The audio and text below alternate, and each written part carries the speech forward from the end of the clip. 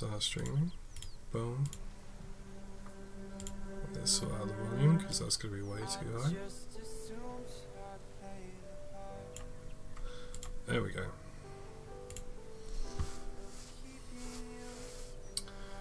And now we just wait for people to show up.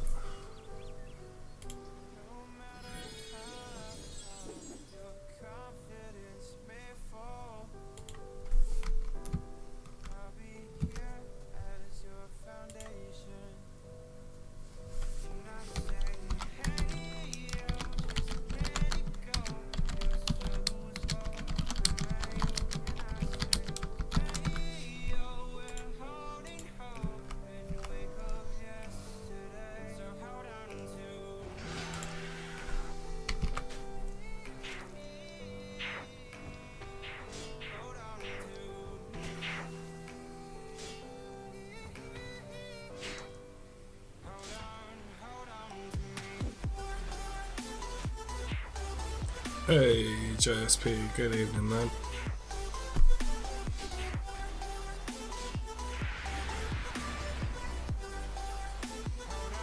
Start streaming ready for when I get back. Yeah man, yeah man.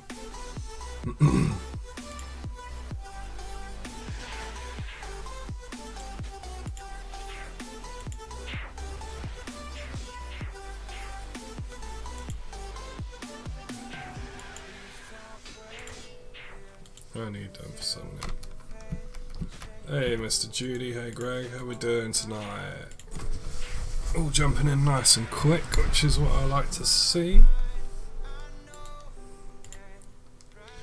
And tonight is Storytime Sunday, as requested by Greg. Or well, I say requested, as suggested by Greg. I'm good man, I'm good, thank you. I've been looking forward to this as I wasn't able to do my stream earlier today due to some technical issues. So I've been really looking forward to this one. So Ben's already there saying story please. Yep, that's cool man.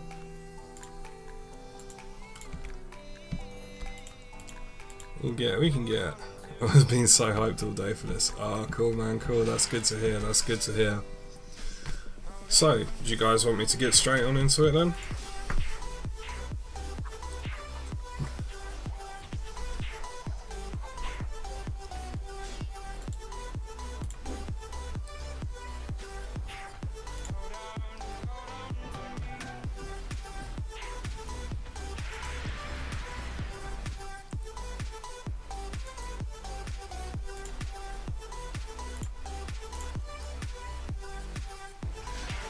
Wait 5 or 10 minutes for more people to come in. Alright, cool man, cool.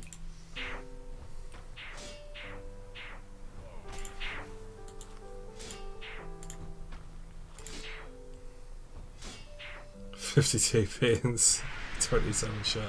Why the fuck have you got 27 shirt buttons?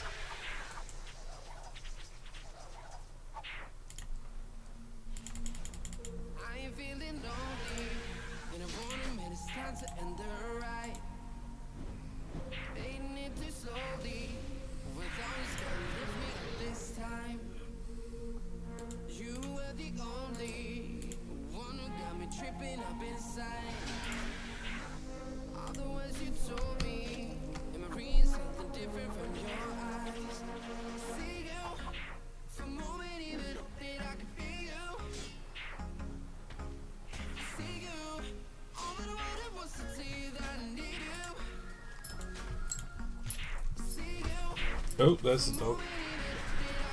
Running straight into the back of my chair.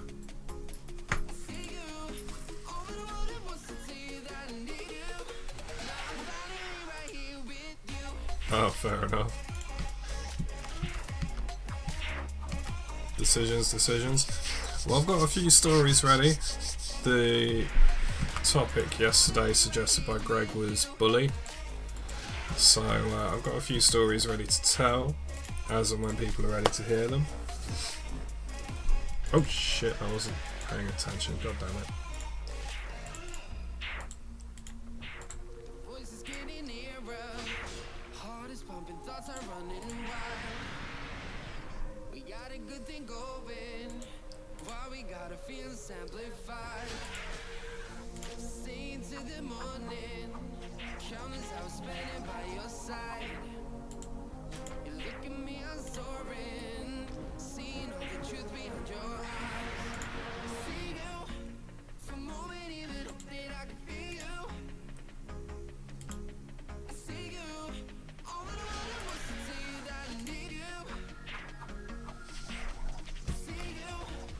Change right now from jihadi down to jihadi.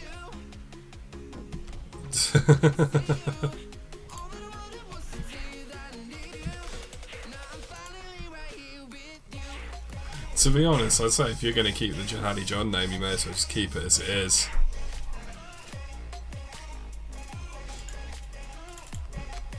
If you're going to change it, you should change it to something different probably, but...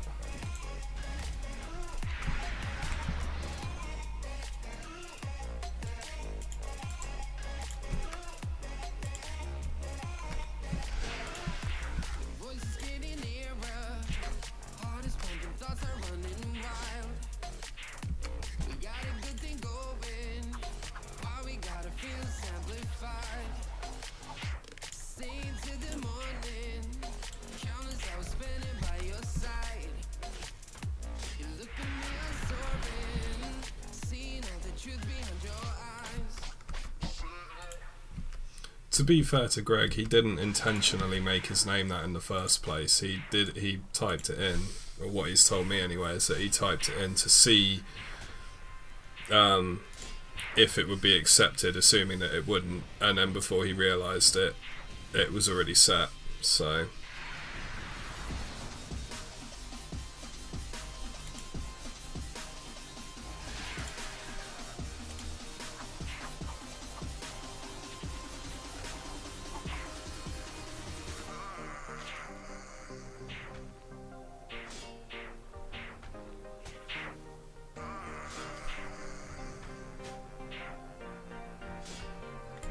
To be fair though, if you change it to the one with the extra iron, you're more likely to get a thing on your account for that, because then you're actually using the word jihadi, which might actually get you in trouble. So you're probably better off either changing it to something totally different or keeping it as it is. Yeah, that's definitely true, but let's not get into that tonight, JSP. That's some deep shit, man.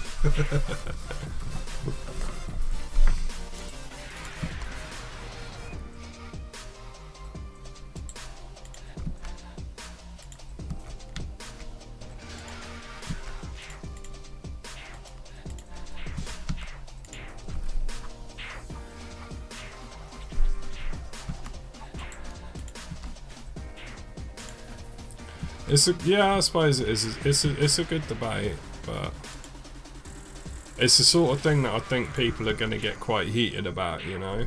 So, plus anyway, it's Storytime Sunday. That's what we're here for, innit?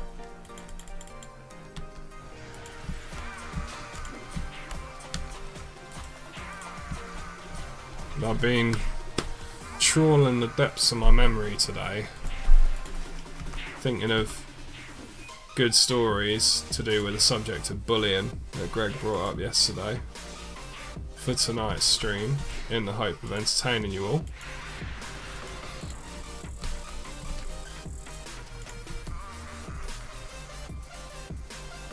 Oh man, that dickhead pissed me off.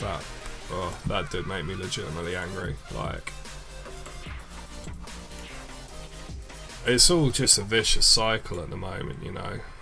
One group does something, so another group does something in retaliation, so the other group does something in retaliation to that, and it's never ending, man.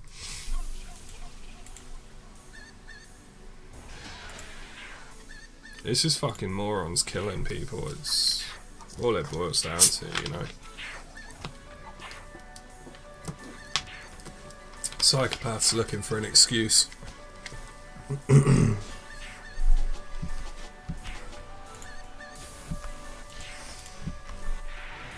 Bullying is deep too. Yeah, it is. It is.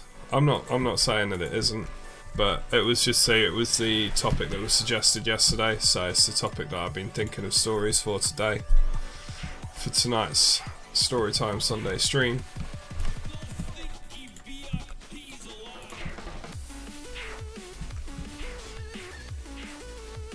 Yeah, man, trust me, like I've got some fucking stories, man. Like, when it comes to bullying, I've got some fucking stories you wouldn't believe. But yeah, I mean, what are we now? We're 10 minutes into the stream. People settled, people ready.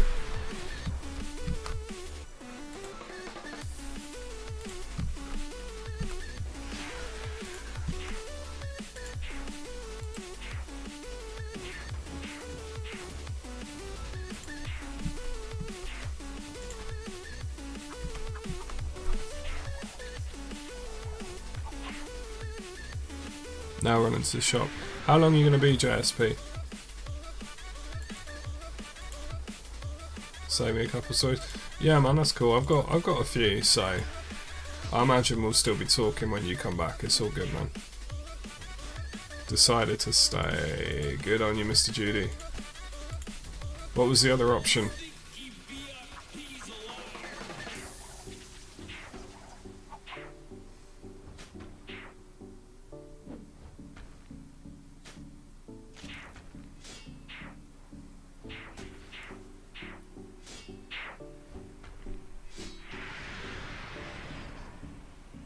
Probably function a little silly for.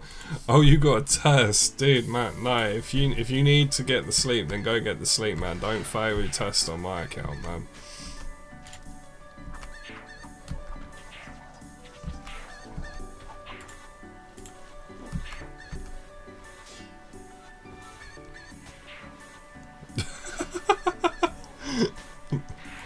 JSP asking the important questions.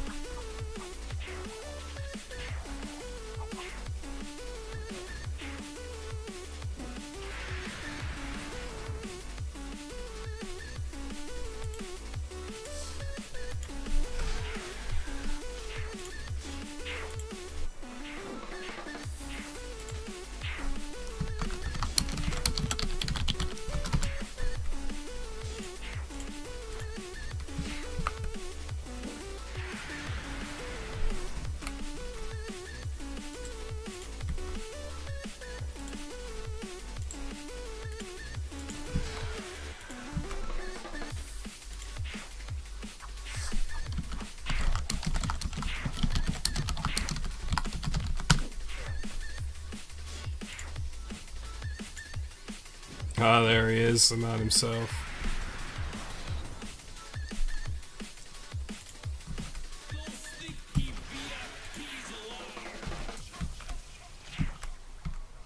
Goodridge is the guy who got me streaming, so those of you who enjoy my streams, he's the one you want to thank. If it weren't for him, I wouldn't be streaming.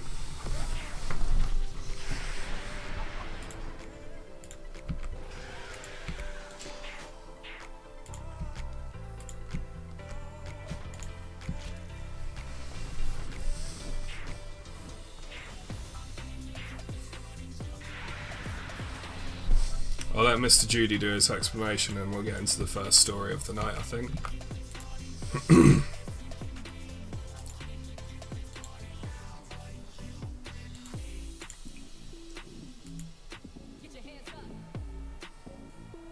Okay. Yeah, I have to admit, JSP, I've seen it a lot as well. I was quite curious, but...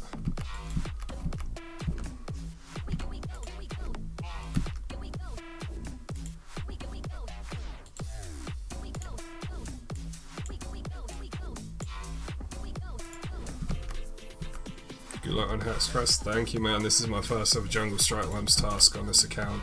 Literally got the level today, so I'm hoping I get it. We'll see. Be nice to get it on my first task. Get it done and out of the way.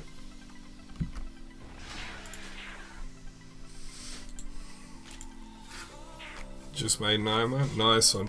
There'll be a part 2 coming out to that video sometime in the next couple of days, probably. I'm going to try and put out like 2 or 3 videos this week, just so that I kind of use my editing software quite a bit this week, so I kind of get used to it quickly, so I don't have to keep referring to guides and stuff when I want to make videos in the future. So there's going to be at least a part 2, possibly a part 3 to that guide coming out this week, and then maybe something else as well, we'll see. And then anything that I don't mention in my guides, Mr. Judy will be able to tell you, because he's like pro Iron Man. So it's all good, man. But yeah, are we ready to start the stories? As long as like 1 or 2 people in chat say they're ready for the stories, I'll start telling them.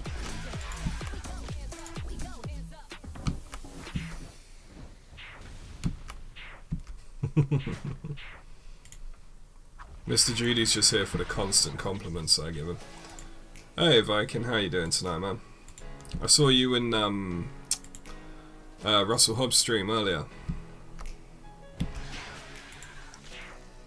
Yeah. I was in Russell's stream earlier, man. So just to kind of fill you in on why this is called Storytime Sunday, because I think pretty much everyone else watching right now is one of my regular viewers. But it's a new segment that Greg in the chat suggested yesterday, and basically when I've been doing my streams are usually really laid back, and I just kind of talk about whatever comes to mind while I'm streaming and stuff like that. And I've had some weird stuff happen to me in my life, and some of the guys really enjoy the stories that I've come out with, you know.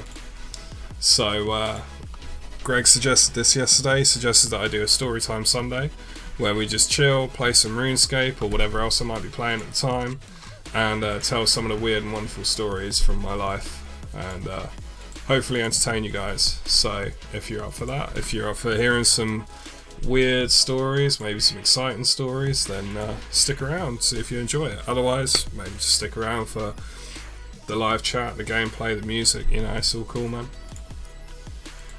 So we're going to get right into it. The topic that was suggested yesterday, again by Greg for the first video, was bullying. Or the word he used was bully, so just the general concept of bullying, I suppose. Now I have a few stories about that. It's a little bit of a weird one. I don't know how well I'm going to do at making it funny, but I will do my best. I think a lot of the way that my stories end up funny is just in the way I tell them, so, but we'll see. But yeah, no, I'm 23 now, so I finished secondary school like 7 years ago. But being tall, pale and ginger, as you can imagine, I was bullied quite a lot in secondary school. Now there was something I mentioned in my stream yesterday that I know Russell Hobbs, or Ben, or whatever we're calling him at the moment, was very confused by at first, which was the fact that I can't read very well. I can read alright, but not brilliantly. And the reason for that is literally that I took 1 too many kicks to the head. Now, he thought I was joking about and thought I meant I had dyslexia. I don't have dyslexia. I genuinely just took 1 too many kicks to the head. Now, this happened in...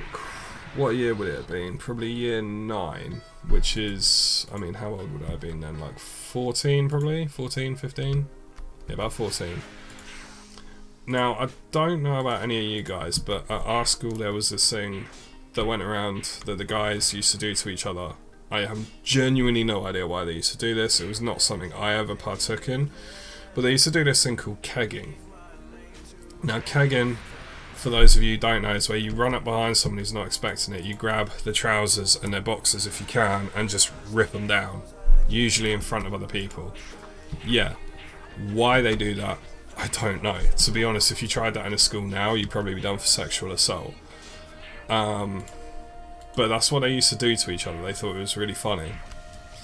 I, weirdly enough, was not one of the kids who found that funny. But it was done to me during a PE lesson, which, as you can imagine, had that done to me about 7 times. You know exactly what I'm talking about then. It was done to me during a PE lesson. And not only was it outside in front of 2 classes of students going for PE, one of the classes was the girls' class.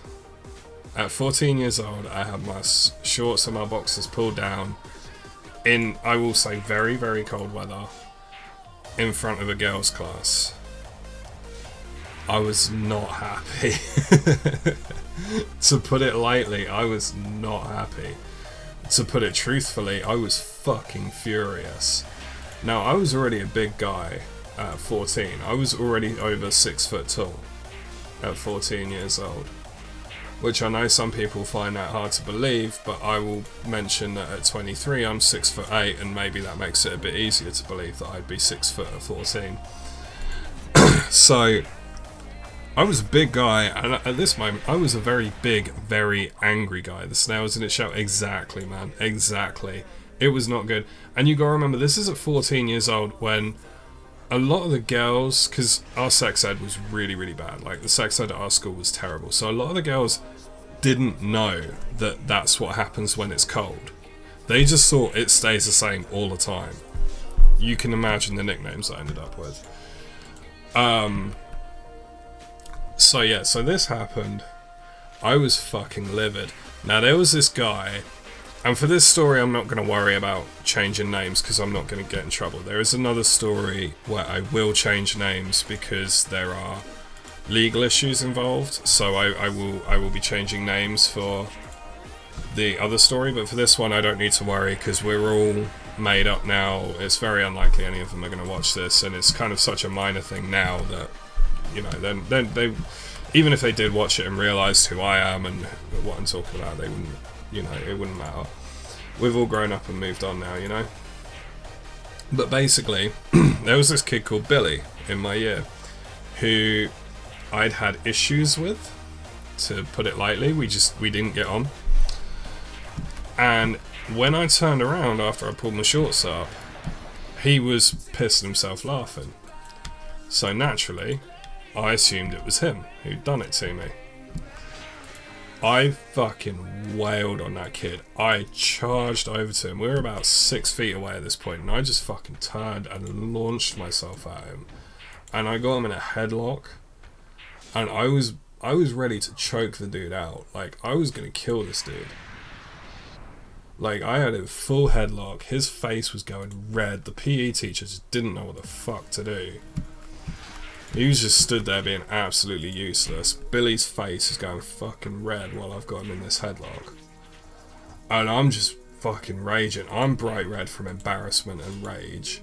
He's confused as fuck because it turned out he'd had his back turned. He didn't even know this had happened. He was laughing at a joke his mate had told him, so he was really confused. As far as he knew, I'd just come out of nowhere and put him in a headlock for no fucking reason. Which, considering I was one of the quieter kids, you know, that scared the living shit out of him. So, I've got him in this headlock. I'm stood there trying to choke the dude out. Like, I don't know what was going through my head, but I was going to kill that dude, you know? And suddenly these 2 other guys, one called Jordan, one called Steven, come up behind me and just, both of them get me like in the back of my knees, so I just go down on my face, like bang, right on the floor. I let go of Billy because I smacked my head on the floor, so my arm just goes loose and let go of Billy. And these kids just start wailing on me because they're Billy's mates, so I'm on the floor and they're fucking kicking me in the ribs and shit. It was brutal, man.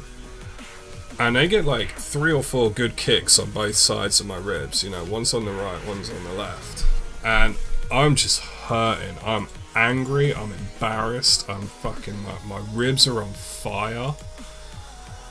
And Billy just, like, you know, as far as he knows, he's just been attacked for no reason. Like, I've just attacked him, so he's got to, you know, kind of, it's that whole playground mentality. He's got to get back at me now. So Jordan and Steven, they, after 3 or 4 kicks on each side, they stop holding me down. And they stop kicking me, sorry, and they decide they're going to hold me down. So they're holding me down. Some other kids who I still don't know to this day who they were, they come and join in as well. And I've got like 4 or 5 kids holding me down. And Billy goes to like full on, he's like leaning over me. I'm flat on my back on the floor at this point, being held down, and Billy goes to full on slam me in the face. What he hasn't realised is they're holding me down over this manhole cover that was in the middle of this patch of grass. So I'm like, I can feel this manhole cover on top of me, and I'm just thinking, if I can just get one side free, then I can use my arm and leg to get the other side free and get the fuck out of here. Like, I'm not even thinking about the lesson anymore. I just want to get the fuck out of there. I'm embarrassed, I'm angry, I'm sore, you know. So I'm like, okay. And I managed to get my left and right arm, my right arm and leg, yeah, free. And like, move my right hand side over, and I start pulling at the arms that are holding my left hand side down. As I pulled my right half free and rolled over, Billy had gone to punch me full on in the face. I'm lying on a manhole cover, which I've just rolled off of. He was aiming at my face, which is no longer there. Guess what is there? The manhole cover. Billy, full force, fist clenched, slams this fucking manhole cover with his fist, breaks all 4 fingers on his hand, like on that main finger bone at the top that makes the front of the fist. He cracks that thing. You could hear the bones cracking from the other side of the school, I'm sure. It was so loud. Everyone just hears this cracking noise and freaks the fuck out. Like, they know something's gone horribly wrong. Billy is screaming, holding his hand. The other kids that were holding me down have let go of me because they're so freaked out about why Billy's suddenly screaming. And that's when a bunch of other teachers, who I guess have been radioed down by the PE teacher, come and basically pick me and Billy up and drag us off to the office. Now, to cut to the chase, basically what happened was me and Billy both got put in anger management courses, which it turned out we both needed quite badly, actually. I had anger issues that had gone unnoticed because of how quiet I was. He had anger issues that just hadn't been addressed for whatever reason. Life is fucked sometimes, yeah. Well, you know the ironic thing about this? Because me and Billy both got put in the anger management course, we ended up becoming really good mates. We ended up actually, like, we pretty much lost contact completely once we left school. But for the last 2 years of school, we were pretty good mates, and we had each other's backs. Because we got so, like, the anger management, the woman who ran the anger management was so bad at her job, like, she had no fucking clue what she was doing.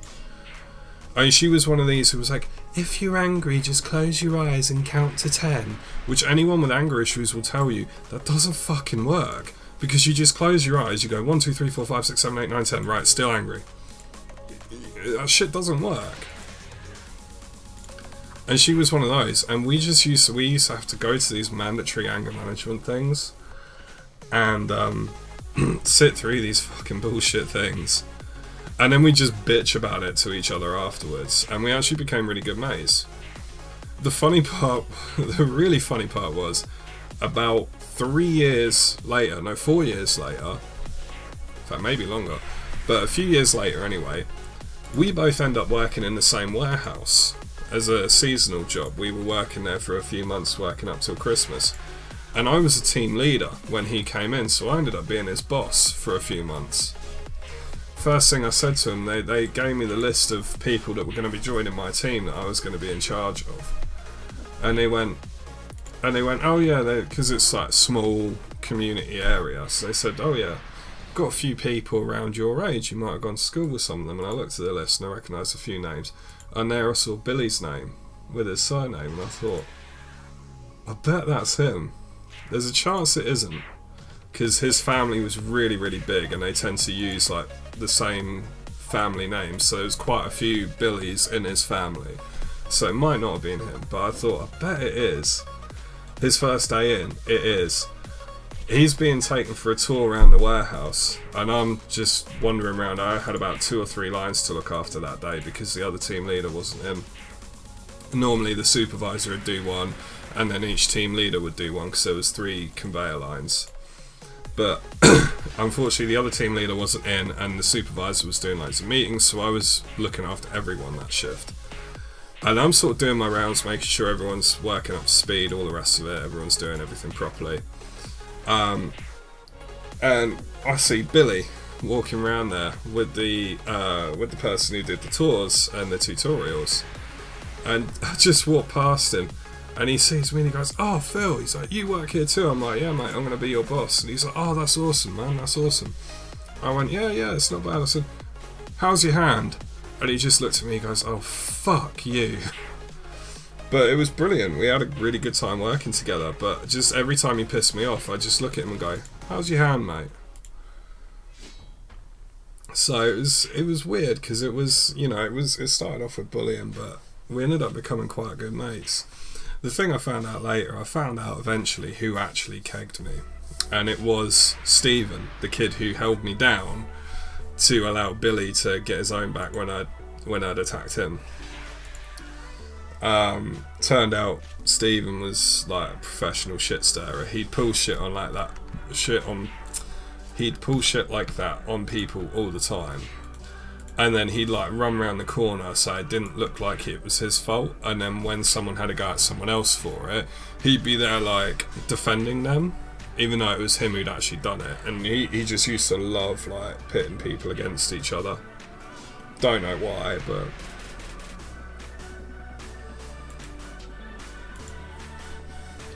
yeah, it's weird how these things happen, how you can kind of like, you know, such a bad introduction to each other. Like our main introduction was that we already didn't like each other for whatever reason, and then we ended up attacking each other, and then as a result of that became close mates.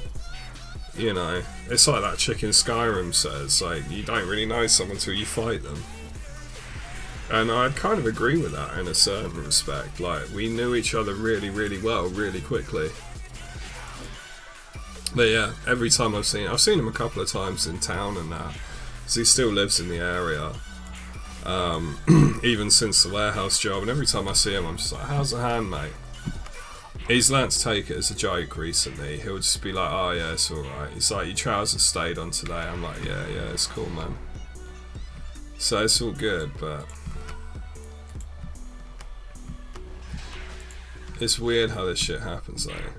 But I used to get a lot of shit like that in school, because, and like again, like Russell or Ben was saying yesterday, like, you wouldn't expect it for a guy like me to get that kind of shit, because I was fucking huge. You know, 14 years old, I was already over 6 foot tall. But it was this kind of mentality of, let's have a go at the big kid. If you have a go at the big guy, you look hard.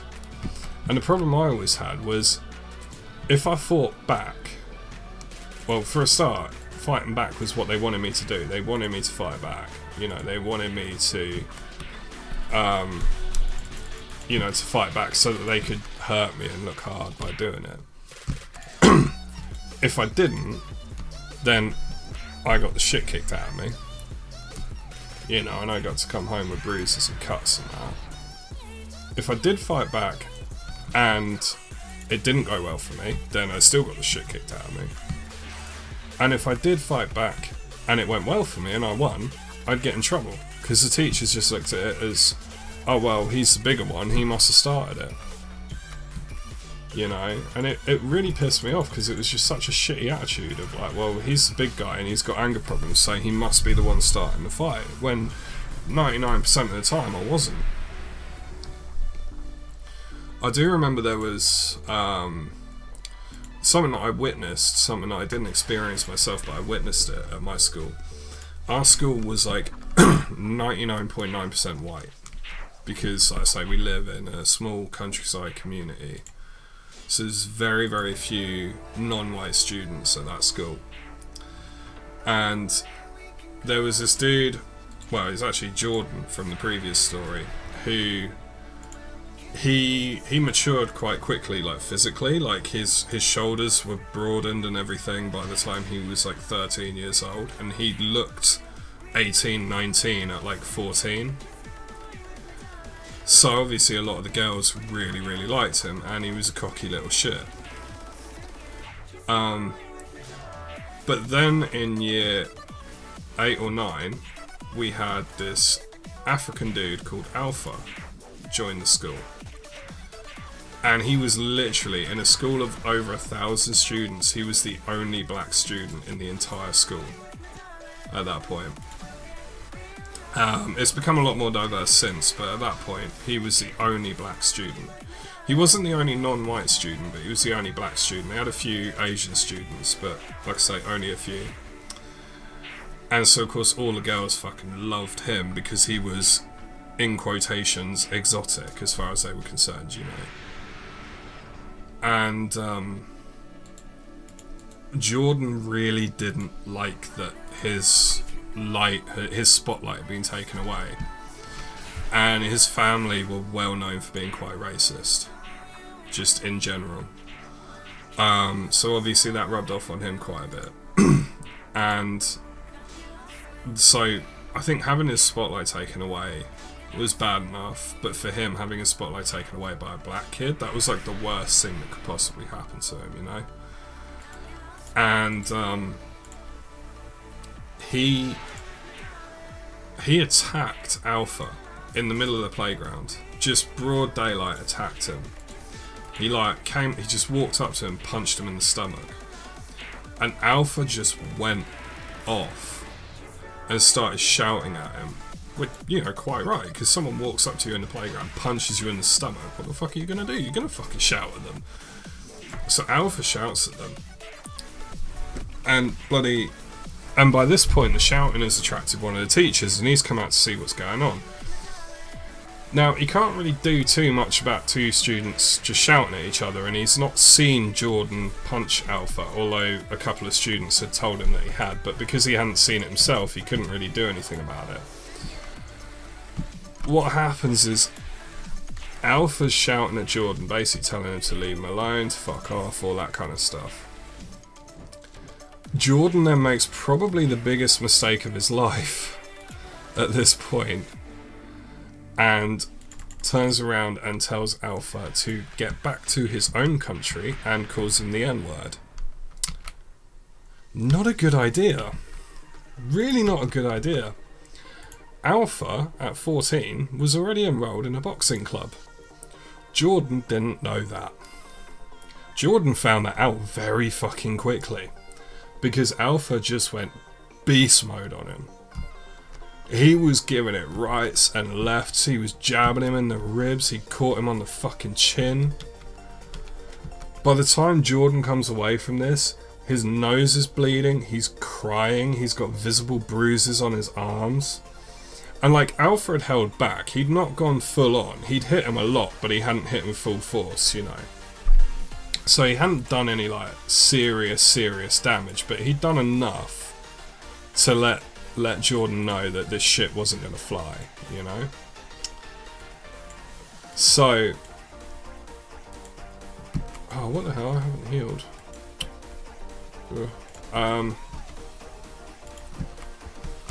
So yeah, so Jordan is just, his face is streaming with tears.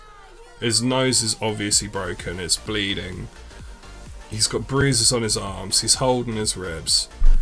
And the teacher's seen all this, and the teacher just looks and goes, and Jordan's going, and bear in mind, like, by this point, even the girls who used to like Jordan before Alpha had showed up, because of how Jordan had started behaving and acting after his spotlight had been taken away, pretty much everyone by this point had decided that Jordan was just a complete prick. Because of the way he was behaving, the way he would talk to Alpha and stuff like that. And like, all the teachers were sick of him, most of the students were sick of him, and he used to like harass the girls. Like, after they'd stopped paying him attention, he'd harass them, but he'd do it outside of school. So the girls would tell the teachers, but there's nothing they could do about it because it was outside of school. Everyone was waiting for him to get his comeuppance. Alpha's just beating the crap out of him as much as a 14-year-old can. And this teacher, who I won't name in case the wrong people do see this video, because I don't want to get him in trouble. I know it's highly unlikely, but still. This teacher literally just stands there and Jordan's going, "You see what he did? You see what he did?" And this teacher just looks at him and goes, "I saw you fall over, and I think that's a real shame. We should definitely get you to the medical room, but I'm not sure what you're talking about." And he's like, "Alpha hit me, Alpha hit me." And he's like, "No, you fell over. I saw it with my own eyes." And just escorts him to the medical room. Alpha just full on got away with it. The thing is, like, Jordan, he had it coming to him. Like, he seriously had it coming to him. He was a racist, sexist, homophobic prick, even at 14. Again, he's pretty sorted himself out now. Like, from what I've heard, he's really sorted himself out now. And apparently he's a pretty decent bloke, but back then, God no he wasn't. I remember having a few run-ins with him, nothing special, but oh, he was a nasty piece of work back then. I think he's got a wife and kid now, and he's kind of, I think the kid was accidental, but he's one of these, he kind of, rather than running off, he stepped up to the plate and, you know, he's looking after them, so credit where credit's due. That's happened with a lot of them though. There was a lot of guys that were just really not nice people in school, and actually now, through various situations, they've ended up as pretty decent stand-up blokes who I wouldn't mind having anything to do with now, you know. Whereas back then I couldn't, you know, I couldn't avoid them enough, but but the big one, the big story around bullying, the one that's going to get super depressing, is what happened to me in 6th form. Now, I'm not going to give you all the details because unfortunately some of it is still quite difficult for me to talk about. Basically, when I went into 6th form, I'd been with probably my first proper serious girlfriend. Like, I'd had girlfriends before, but it had been like that kind of playground girlfriend-boyfriend thing. This was my first proper relationship. We got together when we were 15 and we broke up at 16, just before 6th form started. Now, what basically happened, we'd been together for about 18 months in total. And I think she was the first girl that I genuinely, like, properly loved, you know, like, when I finally started to understand what that word meant. And like I say, I won't go into all the details because it'd be too fucking depressing, and a lot of it I do still find difficult to talk about. But basically, when we were together, she did things to me that she shouldn't have done to me. That's all I'm going to say. You know, she treated me in a way that is not okay in a relationship, regardless whether you're teenagers or adults or whatever. And again, it was because of my size. I never told anyone about it because I thought, well, they're never going to believe me. I'd never fight back because I didn't want to hurt her, because I loved her. Or at least I thought I did anyway. So I'd never fight back.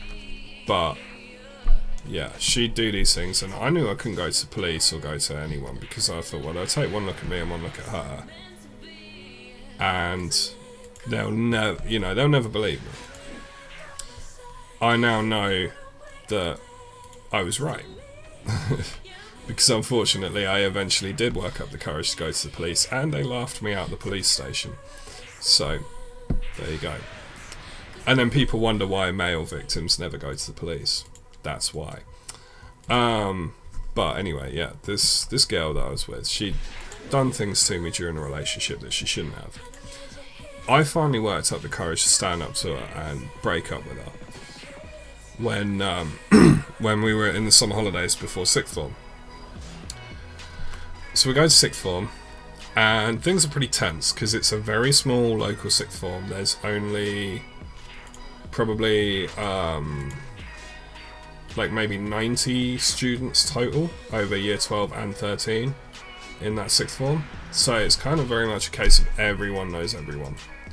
So everyone knew that me and her had just broken up, and it was very awkward. What made it even more awkward is that most of our friends, we had separate friend groups in secondary school, but most of our friends in both those friends groups had gone to other bigger sixth forms in neighbouring towns and cities, and not our little local one. So we had to make new friends, and we ended up making friends with the same people. You can see where this is going. So we make friends with the same people, and to her credit, she did try to be civil about it for a while.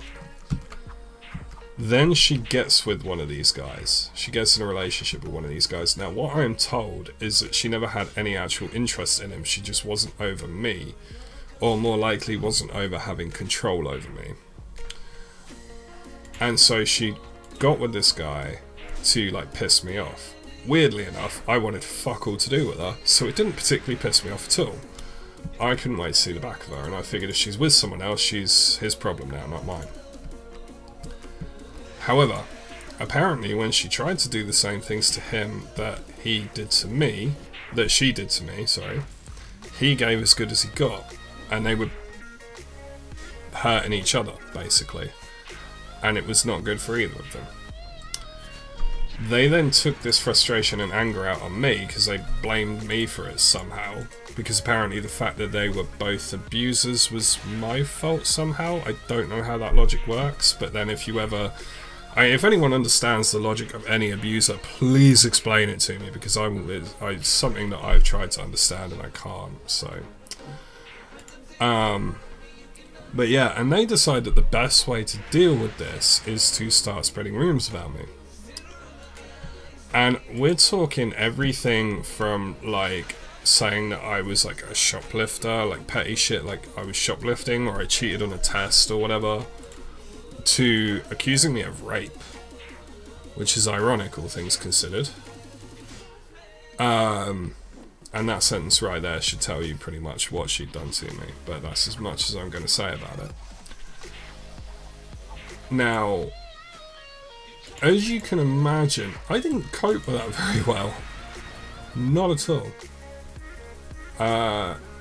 You know, when you're 16, 17, you're coming towards the end of puberty, your hormones are all going mental, your body's still changing, your brain's not exactly right. I'd just been diagnosed with depression and anxiety as alongside my anger problems. Having rape accusations spread about me was not really what I needed. But I dealt with it in the best way that I could, which was basically ignore them at school, block them on Facebook and Twitter and all that shit, and just go, you know what, fuck the lot of yous. And I tried for as long as I could to stay friends with the friend group and just ignore those two. But slowly but surely, their rumours and all that shit got to the rest of the friend group, and you know, people started believing some of this bullshit. And, you know, there wasn't really anything I could do about it, to be honest. So I went to the school and I said, look, this is the shit that's happening. I went to the school, I had screenshots of Facebook messages they were sending me threatening my life. I had screenshots of texts that friends had been sent by them accusing me of rape and accusing me of cheating on tests and accusing me of all sorts of other shit in between. And the school basically said, yeah, that's cool and all, but there's like 9 of them and 1 of you, so we're just going to side with them because it's less paperwork. Yeah, that's cool, okay. Legitimately, you'll be unsurprised to hear that the 6th form I went to, we found out later on, is rated as one of the worst in the country. I know, fucking shocker, right? So, yeah, so that was the school's reaction. We even had a meeting, like me and my parents, with the oh my god, this is too funny. This shit's genuinely funny, right? This fucking woman, was the family liaison for the school. She is the person where when things go wrong on a personal level for students at the school, she's the fucking person who is supposed to communicate between the school, the student, and the family of the student to make sure that shit gets resolved properly. Right? This fucking woman. She sat in a meeting where my parents explained that my attendance was down because because I was being bullied, I was having rumours spread about me, and my depression was really, really bad. And I've been denied medication on medical grounds. I can't take antidepressants because they'll worsen my anger issues. So I was having to deal with it with just therapy, with no medication. I'm having to deal with it while having all these rumours spread about me. And this fucking woman sits there in front of my mother and father and me and tells us that depression isn't real. It's not a real illness. It's all made up and I'm using it as an excuse. We had the fucking piece of paper with the official diagnosis on it in front of us, and she's saying, with the doctor's signature, and she's saying, no, it's not a real illness. It's all made up. This was the family liaison for the fucking school. If you can't tell, I'm trying not to laugh about this right now, because she was so fucking, like, she was just not capable of that job. She was so fucking stupid. It was unbelievable. My mum and dad are sat there telling her that they are worried that I'm going to take my own life because of the treatment I was receiving at that school, and she's telling them that I'm making it up. I mean, this was a time in my life where, no word of a lie, right? In the morning, my mum would have to come into my room every morning, every weekday morning. She would have to come into my room whenever it was time for me to get up, because obviously being sixth form, sometimes I didn't have a lesson first thing in the morning, so depend on the day, but she would have to come into my room every morning, sit on the side of my bed, and spend anywhere between 20 minutes to an hour and a half trying to convince me just to get out of bed. Because I was that fucking depressed that the idea of leaving my bed was just, no, it wasn't happening. And this fucking bitch sits there and is like, nah, depression's not real, he's making it up. And my mum, like, she never swears. We leave that building and she just goes, what a fucking useless bitch. This is from my mum, who literally never swears. I swore at her while we were in the meeting. I literally was like, because she kept asking me questions, and then when I'd go to respond, she's like asking me about how I felt about different things and my treatment in the school and stuff like that. And whenever I go and reply, she'd interrupt, be like, oh, that's not true, this isn't it. And I'm like, how the fuck can you tell me that my own feelings aren't true? You don't know what I'm feeling. You're asking me what I'm, like you're asking me what I'm feeling, and then telling me that I'm wrong when I'm answering you.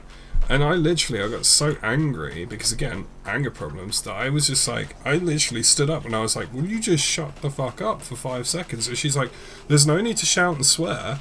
And my dad just looks at her and is like, yeah, there fucking is.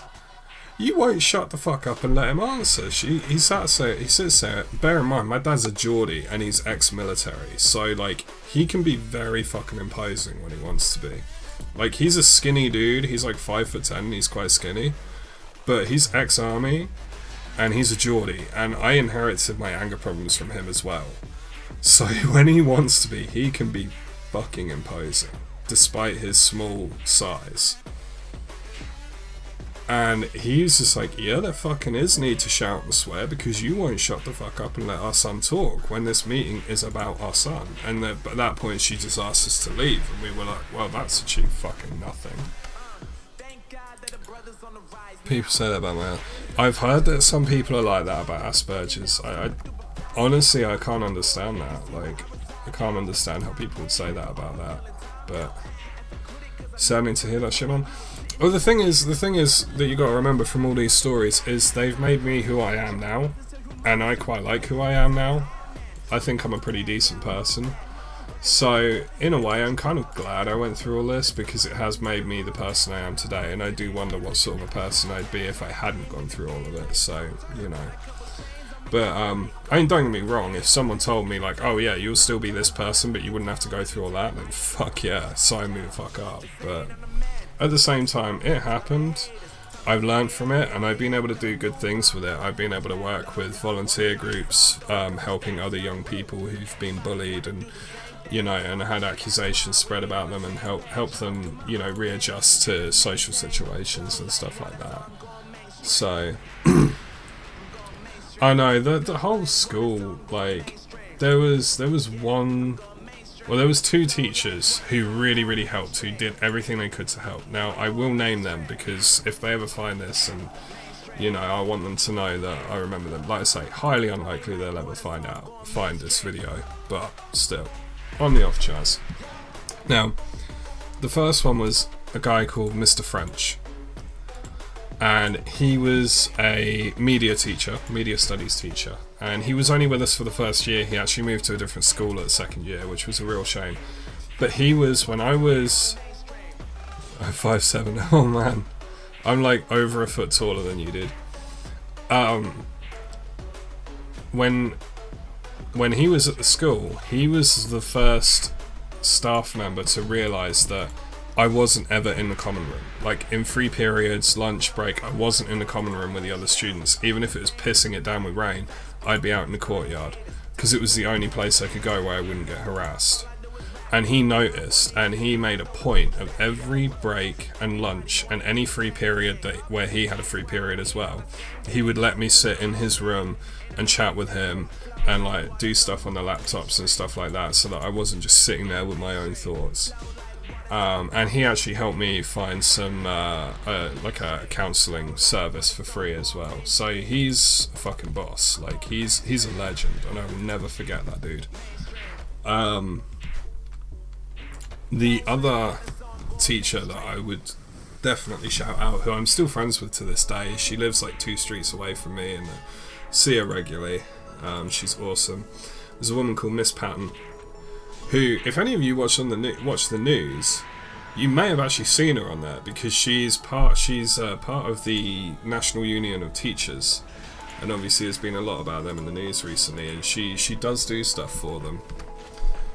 She's a representative at the school, and she's for the union at the school, and she does like speaking stuff and protests and stuff like that, and she's been on the news a few times, so you guys may have seen her without realising. But anyway, Miss Patton, she was an English teacher, but she also actually ended up teaching media as well. And she was also my form tutor in the second year, and she was fantastic. She was absolutely amazing. She did everything she possibly could to look after me.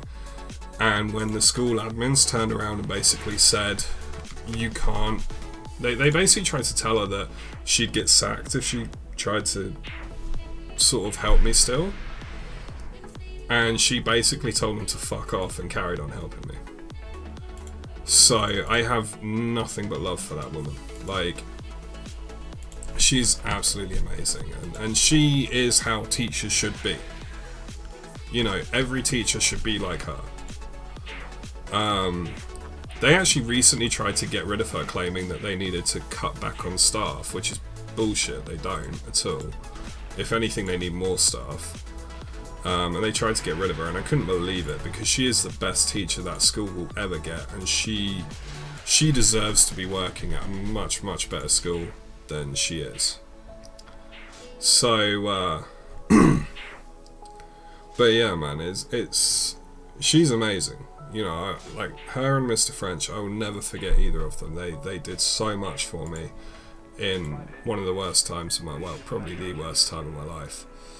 And my parents as well, like they helped me out so much. But that fucking school, a lot of the time I felt like I was being bullied more by the school admins than I was by that actual group of kids, of teenagers. It came to a head when I actually got a death threat on my phone. I remember I was in the garage because I paint Warhammer mini figures, helping followers better than following the exact orders from the school. Yeah, definitely. I agree with you there. But I remember when this happened because I was in the garage because I paint Warhammer minifigures. I don't know if any of you guys paint them or have ever had anything to do with it, but it's like a side hobby that I do occasionally. And if any of you guys are interested in that, I can put some pictures up in the Discord at some point of the models that I painted, but I digress. Back to what I was saying. I remember I was painting models in the garage because I use cans of spray model paint to undercoat them because it's just quicker and easier that way. Just get them all while they're still on their spindles, and oh god, what's going on there? That was weird. I clicked something and something happened, and there we go. Tried to click something on RuneScape and a notification came up just as I went to click it, so what was I saying? Yeah, that was it. So I was in the garage, and I remember because I was spraying the spindles with all the parts for my Warhammer models with an undercoat. And so I always do that in the garage because then I can have the door open and I don't get a face full of paint fumes. You know, because I like being able to breathe, basically. I feel it's a fairly enjoyable part of life is being able to breathe. So, and so I'm there and I'm doing this spray painting, and I get this text message, and I look, and it's from a number I've never seen before, but the geniuses haven't been smart enough to, you know, hide their fucking number. And it says, and this is on a Saturday night, and it says, this text message says, something along the lines of, if you come to school on Monday, you're a dead man walking. I miss breathing. Yeah, I suppose you appreciate it quite a lot after that collapsed lung. But yeah, this text message essentially said, if you come to school on Monday, you're a dead man walking. And then I got another text message that said something like, if you come to school on Monday, you won't make it home. You won't make it home Monday evening, or something like that. And I'm like, right, okay.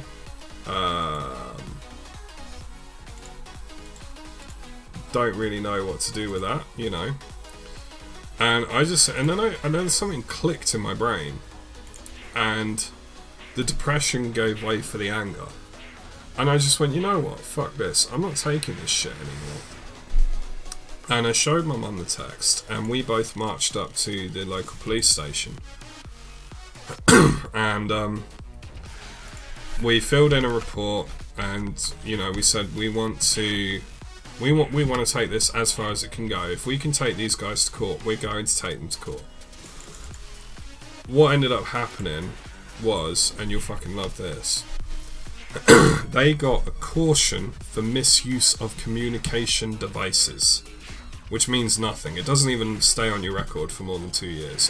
If you haven't done anything else within 2 years, it goes off your record. That's how big of a deal that is. You want to know the best part about it? When they text me that, to show them that I wasn't going to take any shit anymore, I text them back 2 simple words. I text them back saying, fuck off. Because I thought, no, I'm not taking this shit anymore. And so I wanted to make it clear that I wasn't taking it anymore. So I texted them back, fuck off. The police, obviously when examining the exchange of texts, I don't really see them now anymore, to be honest. The police, when they saw the series of texts, didn't just give them a caution for misuse of communications. They also gave me one. Hey, we got the Hex Crest. I actually wasn't expecting to get that. We got that with 5 kills left. Holy crap, that's amazing. So, yeah, they gave me a caution for misuse of communications as well, for telling them to fuck off.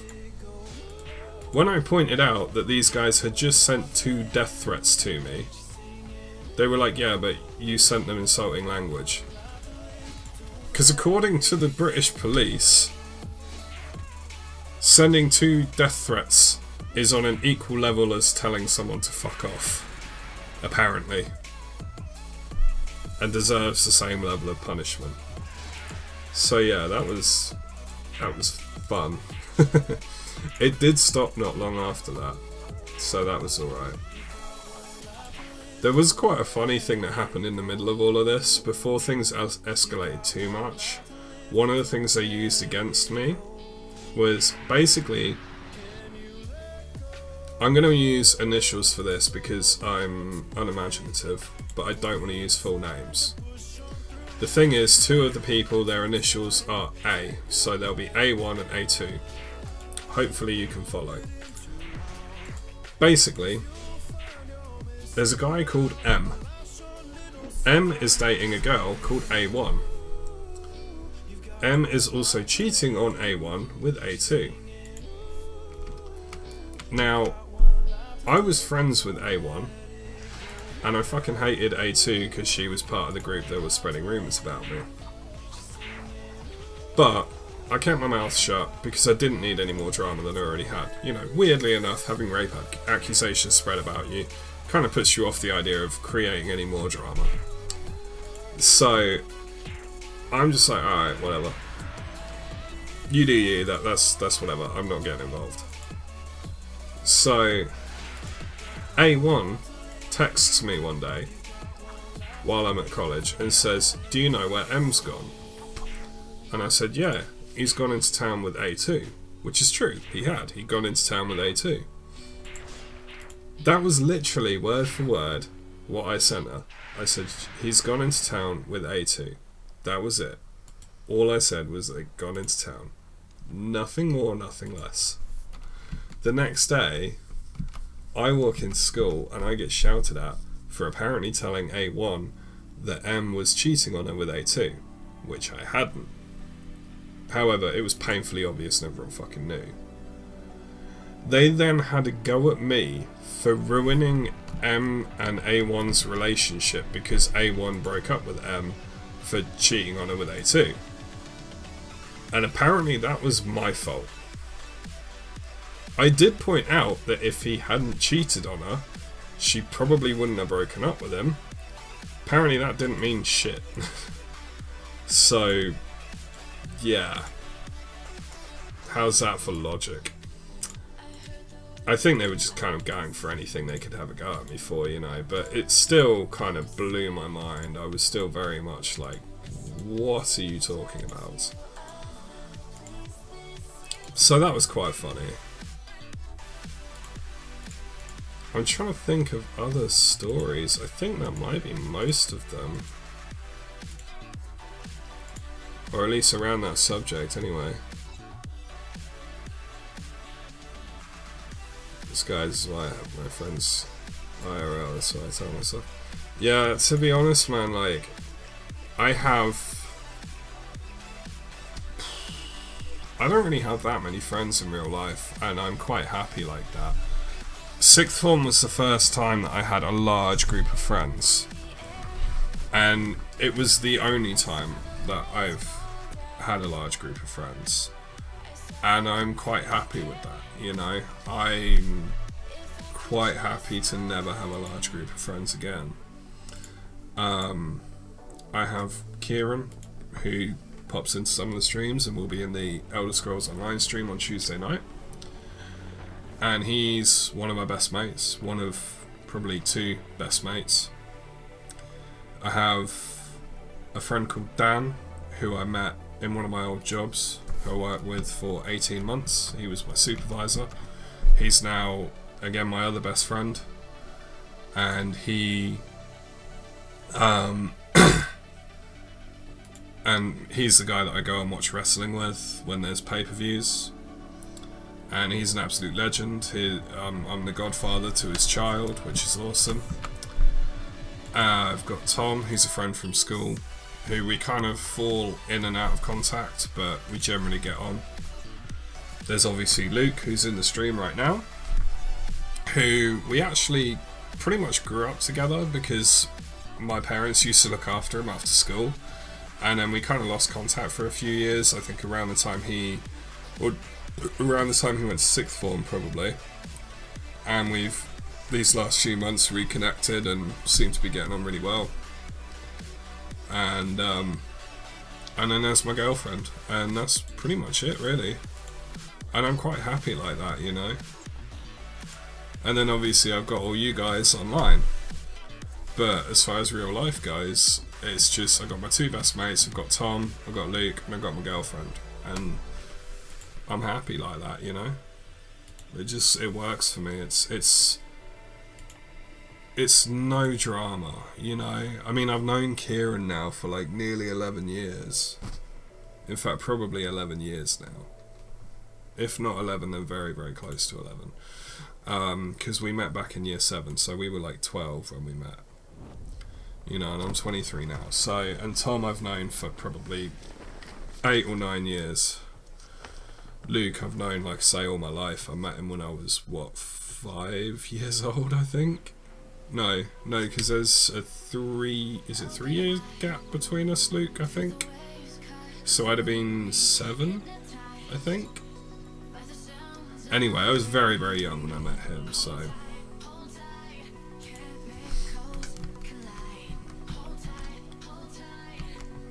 Yeah, man, like... I'm very much of the mindset now of I've got no interest in making new friends real life, you know? If it happens, then that's awesome. But...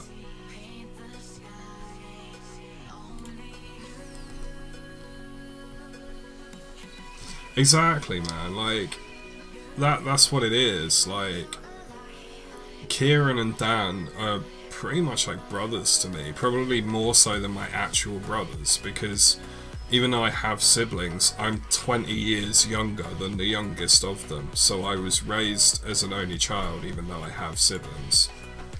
So it's yeah, it's like, I think, yeah, Kieran and Tom are basically my brothers, and then Luke's like, well, to be fair, Luke is like my streaming guru right now. He's like teaching me all this shit. And then, I mean, Tom is definitely more of a friend than family because we fall out quite frequently, but we always make it up, you know. I'm 23, dude. I'm 23. I'll be 24 in December. It's weird because I was born in 93, but I will be 23 right until the end of the year because I was born right at the end of December, so... Even though my birth year's 93, I'm the same age as most people that were born in 94.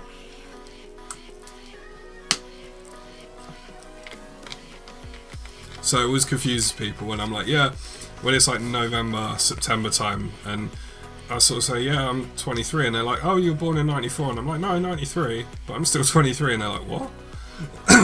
But yeah, so I'm like one of the youngest people born in 93.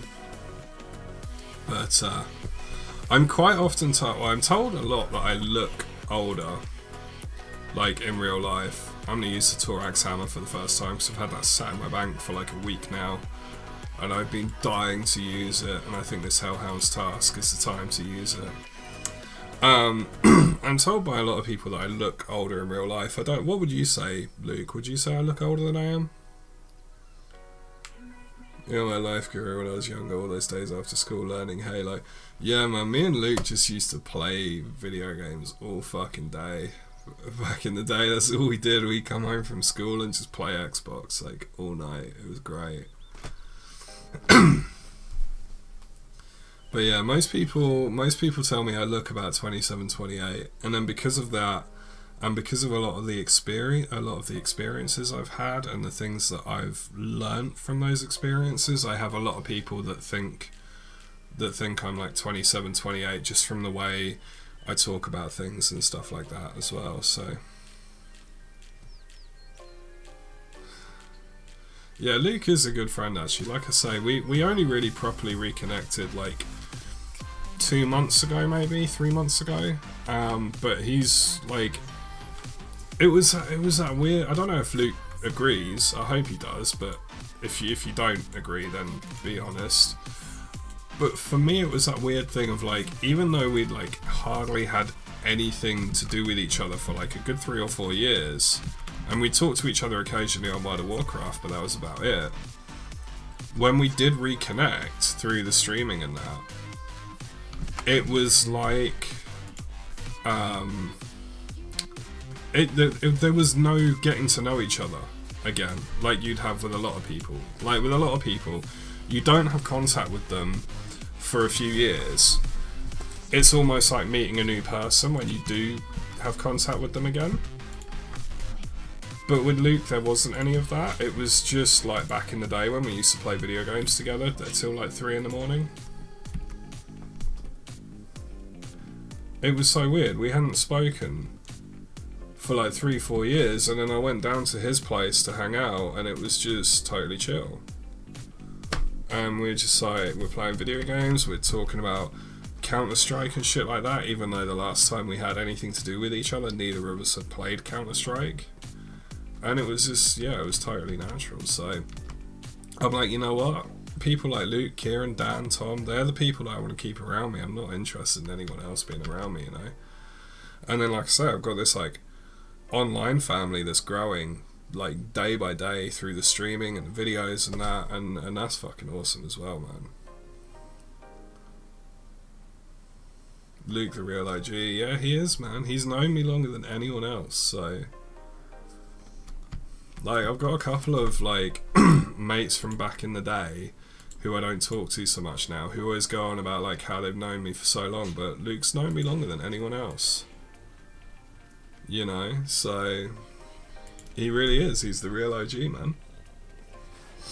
And like I say, I wouldn't be talking to you right now if it wasn't for this dude. So you got to send him some love for that. Like, I'd thought about streaming, but I had no idea what I was doing. And it was when I talked to him about it that he was like, yeah, you've got to do it. And this is how you're going to do it. This is, and he came around here.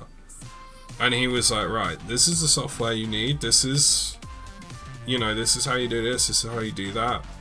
This is the kit you want, this is the hardware, you know, this is how you want to set this up. And, you know, my first banner, my first icon, my original thumbnail that I used on the first few streams, all made by him for free.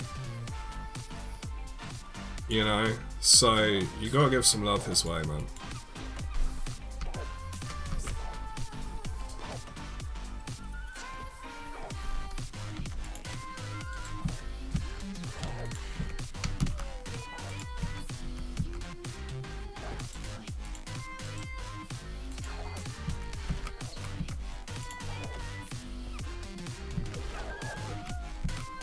Oh, that hit so hard with Hurricane. It's a chain reaction, man. We're all gonna get each other streaming. Really digging the new profile pic? Thank you, man. I found a guide online because I wanted to make a new banner, because there's nothing wrong with the banner that Luke made me. I loved it, and actually it was based on my own idea as well. Like, he listened to what I kind of wanted and stuff like that, and you know, and it was a really, really good banner, but I just wanted to do something that was made by me, you know, because I thought, you know what, it's, you know, the channel's starting to grow, I'm learning new things all the time, I'm doing the thumbnails and all that shit, and, you know, I'm starting to learn how to edit videos, so I can start putting out videos as well as streams and stuff like that. I mean, that video I put out today, I literally didn't know how to even start using the video editing software that I downloaded to edit videos this morning. I hadn't even downloaded the software and looked at it. And then I downloaded it today, I looked at a couple of guides, I did a bit of trial and error, I recorded some clips, and now I have a video out. It's not the best edit you'll ever see, but it's a decent video, and I learned that in a day, so...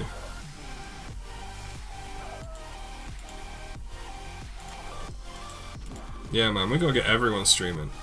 Tell you what, we get everyone streaming and everyone making videos, right? And we'll be the new crew.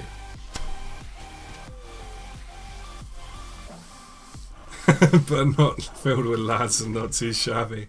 I appreciate that, man. I appreciate that. For those of you who don't get that reference, when Luke first started making videos and first started streaming, and this was something that I kind of called him out on, he just used to say lads and not too shabby fucking constantly. Like, every other fucking word was lads or not too shabby. Or JK. JK is the one that you do now. Instead of lads, it's always JK. Like, although you've probably noticed, because every time you say JK in a stream, I private message you JK on RuneScape, just to make a point about how often you're saying it. But yeah, so I managed not to say lads all the time, so I'm quite proud of that. But, so that's a little inside joke. Yeah, if Luke's annoying you, just start spamming him with lads. It'll get him to be quiet, trust me. But yeah, no, I was, you know, that was learnt in a day. That video editing, I literally had no idea how to use that software at 4 o'clock this afternoon when I downloaded it. I had no clue how to use it. And then at 9 o'clock I had uploaded a video to YouTube. So yeah, I've noticed you say RIP in real life. It annoys me and I try not to say anything about it. And oops, I said something about it. What a shame. But there we go. I have things that I say all the time as well. I know I do, so I'm not claiming to be any better. Oh, this Turag's hammer is a beast of a weapon. I love it. I love it already. But yeah, no, it's good fun. Like, anyone who's thinking about streaming or making videos, I highly recommend it. As you guys know, I'm unemployed right now. I have got a course coming up that's going to get me my door supervisor license so I can get a job again. But that's not for a couple of weeks, and this streaming has stopped me from going crazy out of boredom. How do you manage to watch me stream and learn editing software at the same time? When I said I was going offline to do research, that was when I was looking up some of the tutorials. And then after I looked at a couple of tutorials, I downloaded the software, started recording and made the video. So that's how little time it took me. What would our community be called? I don't know, man. Like, I keep referring to these guys as my family. So like, that's, like, these guys are my family as far as I'm concerned, so maybe we could just go with the family. Do like the Italian mafia thing, we'll be the family. Just show up to everywhere in, like, suits with a red tie.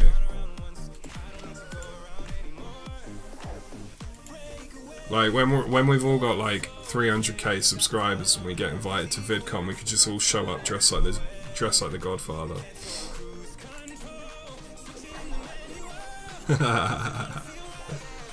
I legit will. If you lot start streaming and making videos, we'll be the family.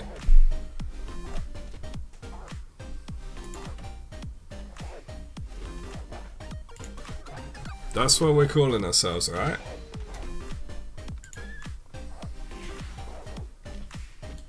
I will even, right, Luke, if you do this, I'll do this. I will edit my banner.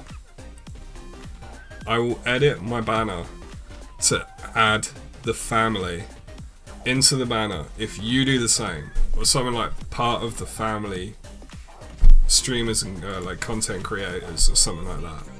If you do the same, I will do it as well.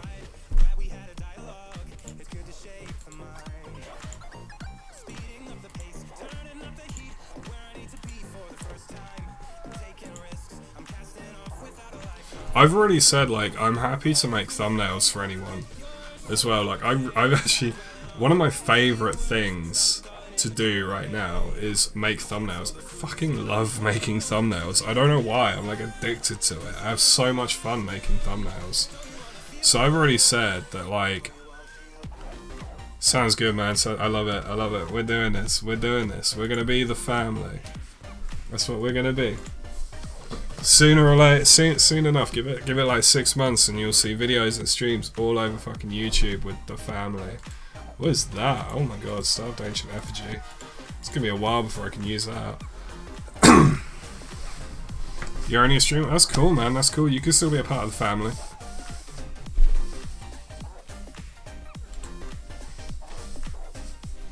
We're gonna be the family. It's decided. It's decided tonight.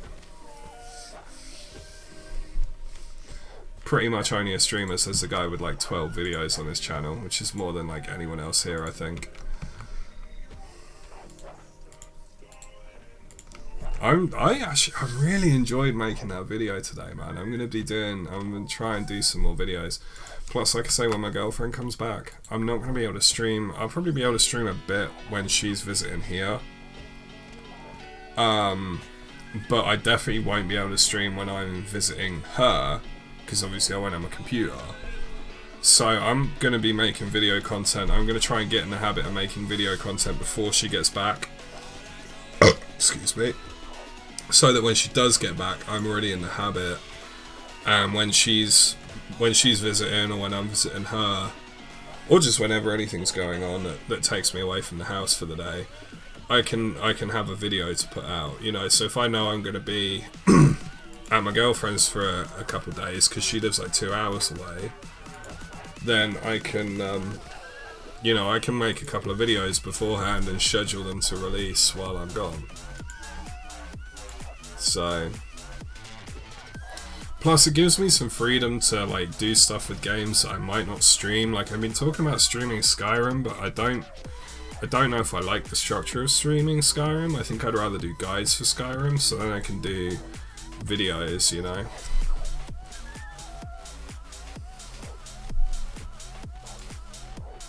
All of Luke's YouTube mates are going to be like looking at his banner going, what the fuck's the family?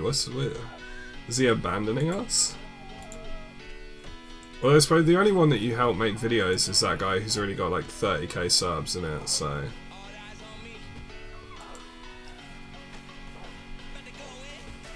Right, I better sub to Viking. And I'll make sure to put... Is it JSP said he was going to do video as well? In a week and live stream. Nice one, man, nice one. Alright, I'm gonna put all you guys, I think Russell and Luke are already featured channels on my channel page. But I'm gonna put JSP and Viking as featured channels on my channel page as well tonight.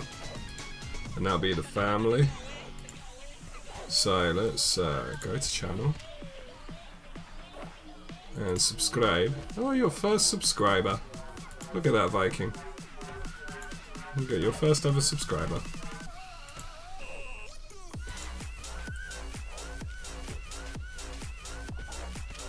I'm genuinely up for this if you guys are. Yeah, I get a lot of people ditching the 50 already subs because they want to start from scratch. Fair enough, man, fair enough. I legit have people make a community channel with Luke for Phil Run. Yeah, we could definitely do that. Me and Luke will have to meet up sometime this week and like properly discuss some ideas, get some stuff written down, but that could work. That could definitely work.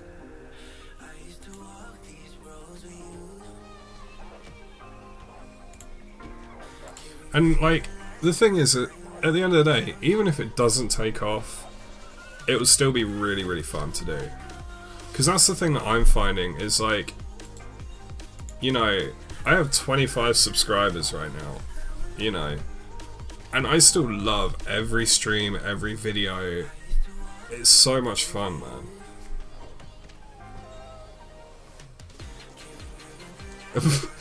Luke, you just tagged yourself.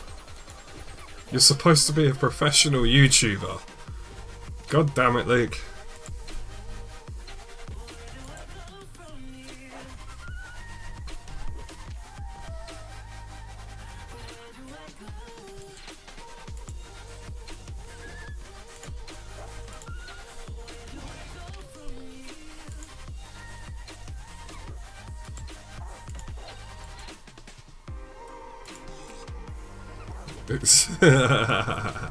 Narcissist. Oh man. Yeah, that's the one thing that I want to put out here real quick. Like, if we're doing this thing right, no one goes into it expecting to make a living from it. As amazing as it would be if we ever could, do not expect to. Because there is just as much chance that we never will make a living from it as there is that we will.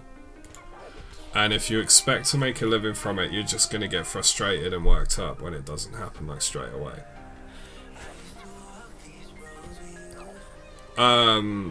Collaborate on videos and streams, yeah, and promote each other's videos and streams. If you get Twitters set up and we can all follow each other and promote each other and shit like that as well, yeah. So you gotta go into it. You gotta go into it with the attitude of you're doing it for fun. If you're doing it for the money, it's not gonna work because you're just gonna get frustrated. I know I've talked before about possibly making a living from it, and I would love to, but I still do every stream, every video, assuming that I'm never gonna make money from it. So that's the attitude you gotta go in, is that you're doing it for fun. And then if it ever becomes something big and we do make money from it, that'd be amazing. But don't assume that we will, because that's how you end up, you know, burning yourself out. Yeah, man, I like it. Easiest way to do that. It's gonna sound really obvious, but I didn't do this at first, and I was fucking typing shit out every time I did a stream. But the easiest way to do that is to just have like a standard description saved in like a notepad document or a Word document and just copy and paste it whenever you do a video or a stream. Has streams where you get 1 sub and then I'll get the next stream and get like 10. Yeah, no, that's the thing, like I don't get put down by the numbers. Like I had one stream where I gained 7 subs. And then, like, the last few nights, I've had streams where I know for a fact I've had people watching who aren't subscribed, who've watched for, like, the entire stream, and they've not subscribed. And it's like, if I let that get to me, I'd never stream again. But I don't, because I'm just doing it for fun, you know? And at the end of the day, if people are watching, they don't subscribe, then that's fine, you know? But if they're watching, that's the main bit. Yeah, I try not to look at viewers too much. I mean, I have been lately, but that's just because I'm like consistently getting like 9 to 10 concurrent viewers, which is pretty awesome for me because that's only started happening recently. So I really want to break the 1,000 view mark. I was on 851 earlier after I uploaded that video. No, Ben, we cannot dab. You could not pay me to dab. That is not happening. Ever. Watch one of us blow up and get 100k subs. That'd be awesome, man. But the thing is, like, if that happens, it helps everyone. You know, so.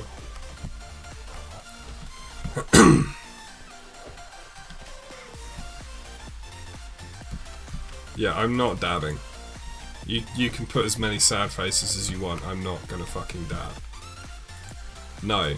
You would have to pay me $1 million in real life to get me to fucking dab. And even then, I'm not sure I would. I've never dabbed before, so I'd probably fucking do it wrong anyway. You will dab at RuneFest, alright.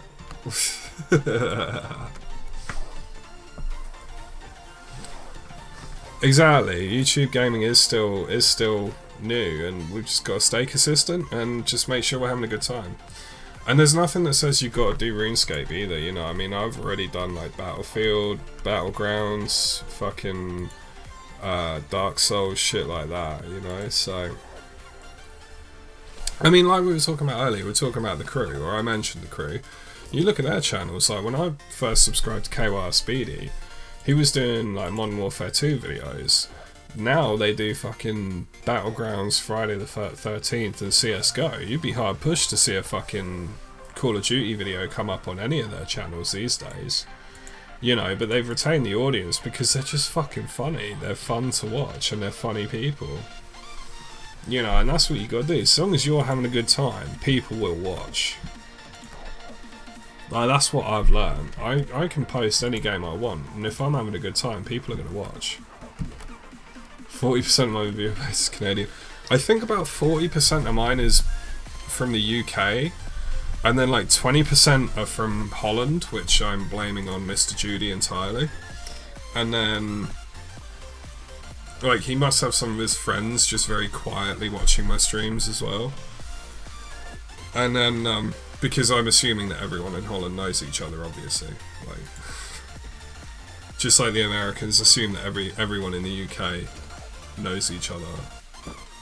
And then I've got like people from like Brazil. Yeah, I have a couple of Aussies in my streams quite a lot. James Harb, who's popped in every now and then. He's not been in tonight, but he pops in occasionally. He's from Australia, so. See, Mr. Judy is easy to summon. All you have to do is say his name and he appears. Reach everyone in the world. Are you going to join us making videos and doing streams, Mr. Judy? Are you going to be part of the family?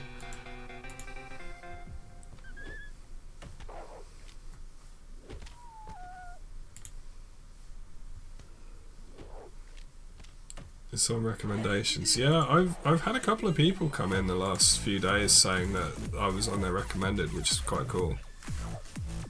That one American that comes. Oh, Howie. Yeah, Howie's an interesting character. he's definitely interesting. I don't know if any of you watch Soviet Womble's videos or streams, but I like to think that he's our Neville.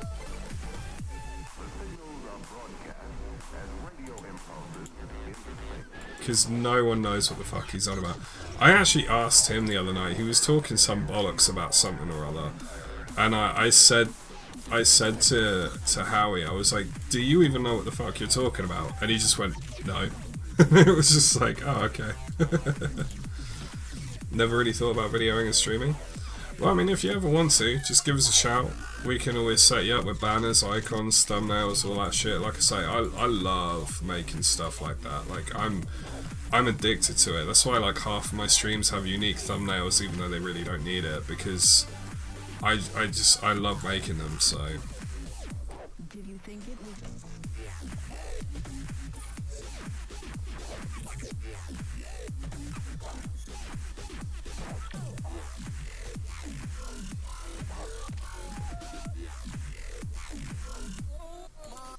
This is very wubby. What the hell is this? Let's change that, because that's very, very wubby. Wub wub wub wub wub.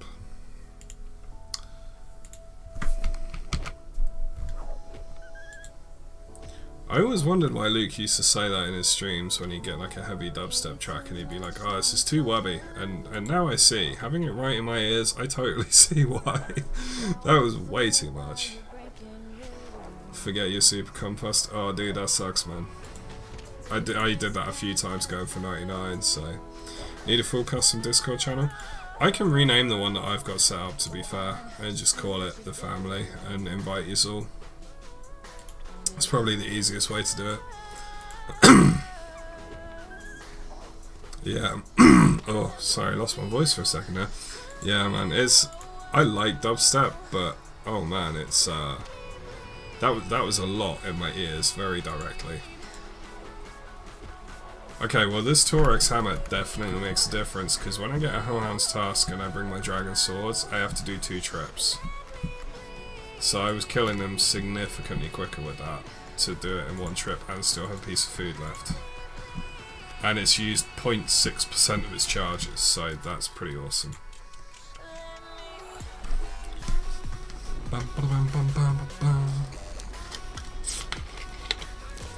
You prefer drum and bass? I personally prefer trap, which is why I keep putting the trap playlist on all the time. But I'm also aware that the trap playlist on No Copyright Sounds is only like 45 tracks long. So I've already played most of them like multiple times on stream and that. So I I'd put just the playlist with like all of their releases on tonight, just for a bit of variety. But trap is my personal favourite, and yes, I'm aware that makes me absolute trash. I'm still going to listen to it. I'm a metalhead by day, so it's whatever. Oh, the dog's moving. Where's the dog going? Why have you got feathers stuck to you? You've been killing chickens. Hello, puppy. What are you doing? Oh, are you yawning? Oh, yeah. I think I've heard him a little bit. Listen to a lot of metal. What bands do you listen to, man? I'm always up for a metal discussion.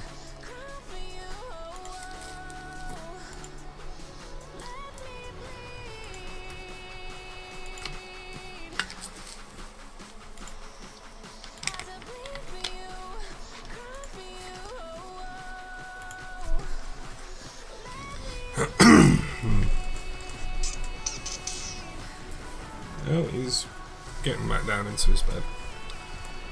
But yeah, what metal bands do you listen to, man?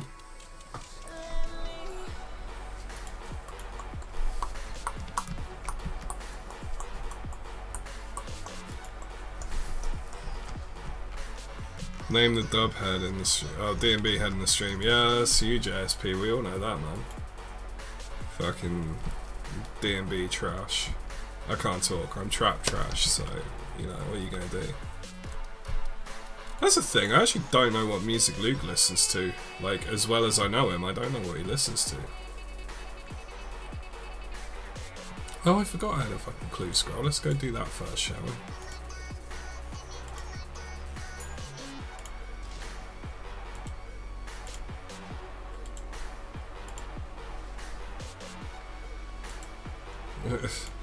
To be fair, the trash thing is like a really bad habit. It's just my girlfriend says it all the fucking time, and I've like picked it up recently. It's really bad, but I just it's such a bad habit, but I've just picked it up off of her recently, so. And she's always like, oh, trash this, trash that, and I'm like, it really annoyed me at first, but now I've like picked it up and I say it all the time. Avenged Sevenfold, Disturb, Crown the Empire, Escape Fate. 5 FDP. I can't think what that stands for. I recognise it, but I can't think.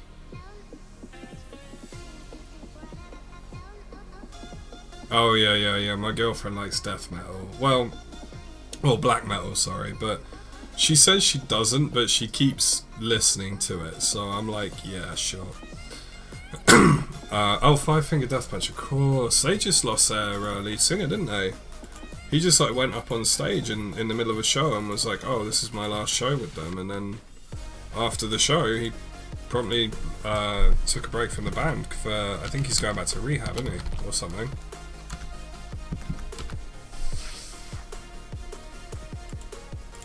I have a feeling I can't actually do this clue, which is annoying, but we'll see. Yeah, it's the one that requires Legends Quest, so that's that clue over nice and quickly. Listen to Eminem. I listen to Eminem as well, man. I've got I'm trying to think what I've got on my phone. I've got Curtain Call, Encore, and Marshall Mathers LP2. All really, really good albums. Have you heard the song XGF, Where Are the Hearts? Quite a chill song. I've not heard that actually, no. I'll put it on my list to look into.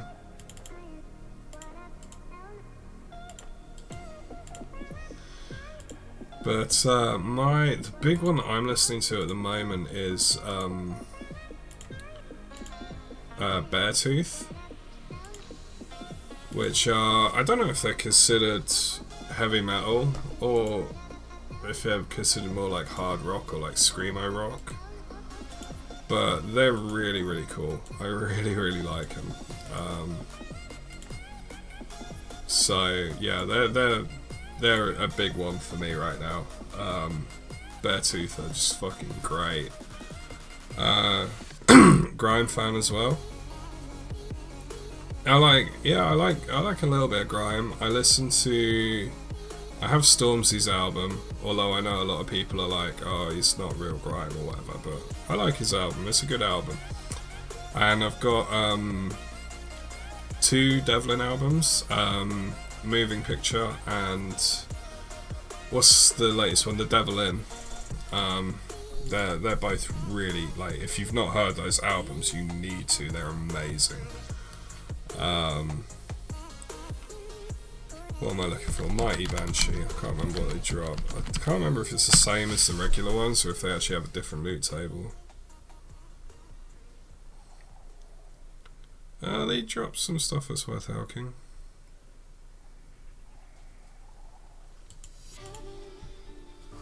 Oh, they drop hard clue scrolls as well. That's cool.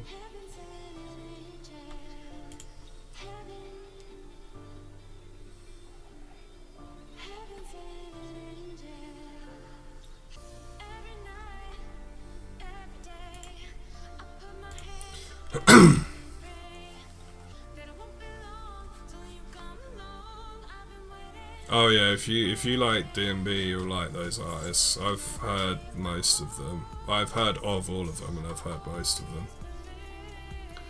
So yeah, Greg's right. You'll enjoy them. What on earth am I supposed to be? Harry Shotter is terrible. I quite like him, but different strokes for different folks, I suppose.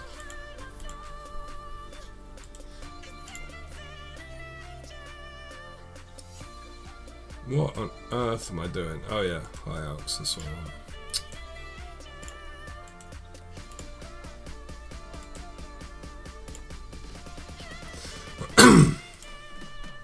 I have no idea how much these guys are going to hit. Probably not much, but I'd rather take a full invent of food and not need it than end up having to bank them. Having to run and bank to get them even.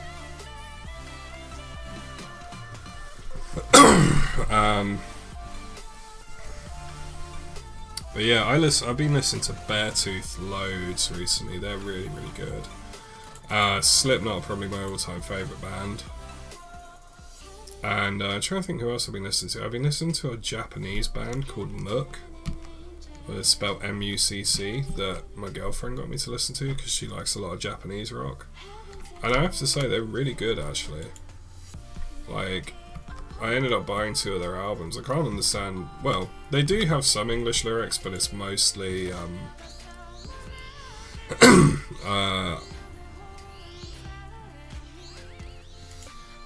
it's mostly Japanese, so I can't understand any of the lyrics. But genuinely good music. Like, I recommend listening to Muck if you want to hear something a bit different, a bit out there, but still very good. And then the other one was I don't know if any of you guys have, I know Luke's heard of this group, but I don't know if any of the rest of you will have heard of Baby Metal. If you haven't heard of Baby Metal, I highly assume I highly recommend that you go check them out.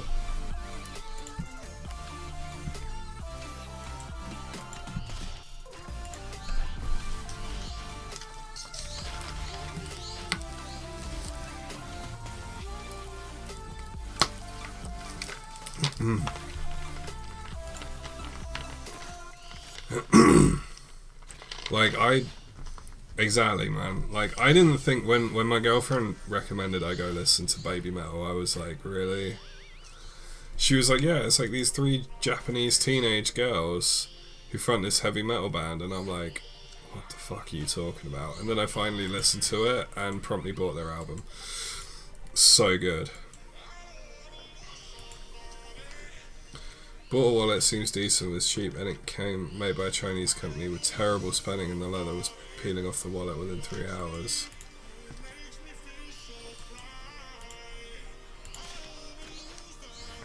They misspelled everyone, and it said Evian? So I don't even know how you pronounce that, even if it was a word. Business card made no sense.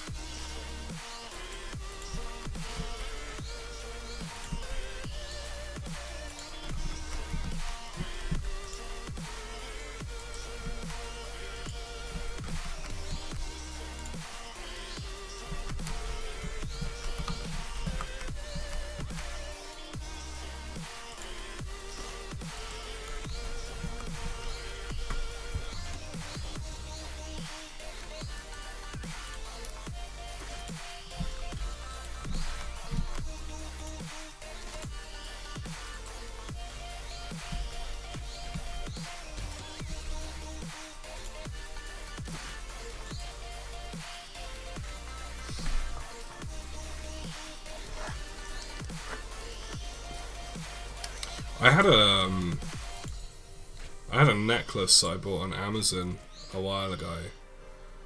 I say a while ago, I mean a few years ago, and it was sort of like a leather necklace with like some little metal pendants on it, and I had like a bird's wing, and like a feather and some other bits, and I think it was supposed to look like Native American, and it had, but like the whoever had written the engraving, because there was this one just rectangular metal pendant with some like engraved writing on it, and whoever had written the engraving clearly had no command of the English language whatsoever, because it was literally just a collection of random English words, and it was like it said like, because it was like, because elephant freedom does spider justify or something like that, and it was like, what? And I was like wearing this shit around my neck for like 6 months before I realised that the wording on it was like absolute fucking gibberish. You gotta be careful what you buy online, man. So like, I bought that goddamn, because I always feel weird if I'm not wearing a necklace. My last pendant, like the last proper pendant I had, got fucking crushed when I was working in the warehouse, so I can't wear it anymore. And I don't like wearing just a chain with no pendant. And I bought myself the Undertaker pendant and necklace from the WWE store as a sort of present to myself after Undertaker's retirement match at WrestleMania this year. And the clasp on the necklace broke within like a week of me having this fucking thing. I was so pissed off. I paid like 15 quid plus shipping. So I paid like 20 quid for this fucking stainless steel necklace just for the clasp to break after a week. I was not happy.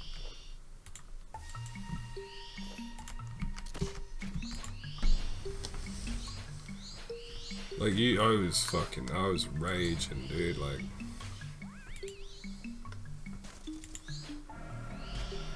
You mean rip Undertaker? He's still alive. He's just not wrestling anymore. Fucking hell.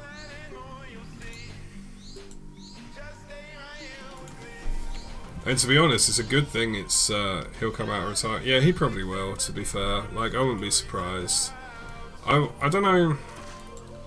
I'd like to see him show his face at WrestleMania next year, but I don't know if I want to see him wrestle next year, just for his own health. Like, I want to see him do stuff with the WWE for a long time to come, which in a way kind of means I don't want to see him wrestle, because I don't want him putting his health at risk, you know?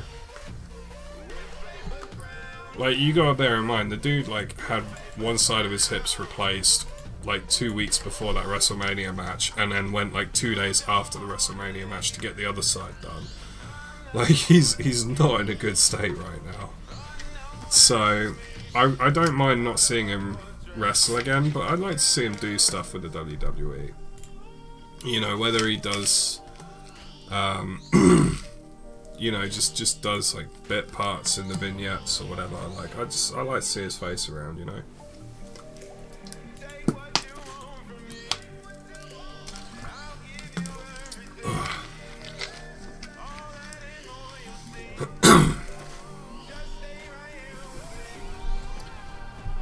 He's just Mark Calloway, yeah, man. And like, even as Mark Calloway, he's still a legend, you know? It's all scripted, so Roman was going to win regardless. Yeah, I mean, that, obviously, like, Roman was going to win regardless, and that's the thing, is like, Undertaker was old school. Like, his last match was always going to be a loss, because that's how they did it back in the day. They would always lose to give the person who beat them a push. Which is why I was kind of annoyed that it was Roman Reigns, because he doesn't need the push and he's not going to gain anything from it because everyone fucking hates him anyway. But yeah, it's like, he's old school. Like, he was always going to lose his last match because it's just how they did it. You know, and I think even Vince McMahon isn't brave enough to go against the Undertaker's wishes, you know? like Vince respected Mark Calloway, and that's saying something because by all accounts Vince doesn't respect a huge amount of people, so...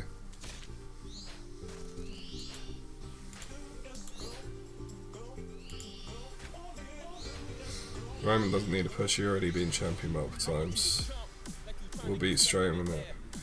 I hope he doesn't, but that's just because I'm a Strowman fan.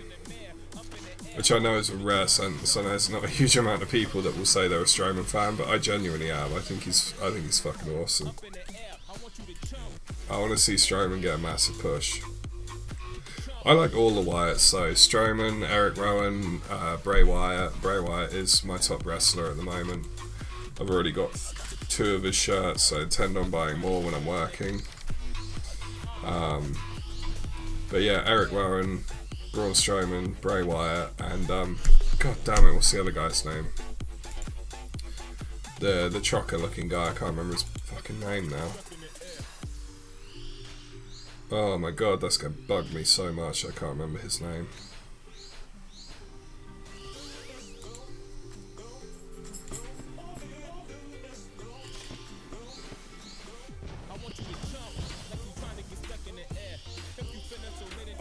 Whenever I watch Luke Harper, that's the one.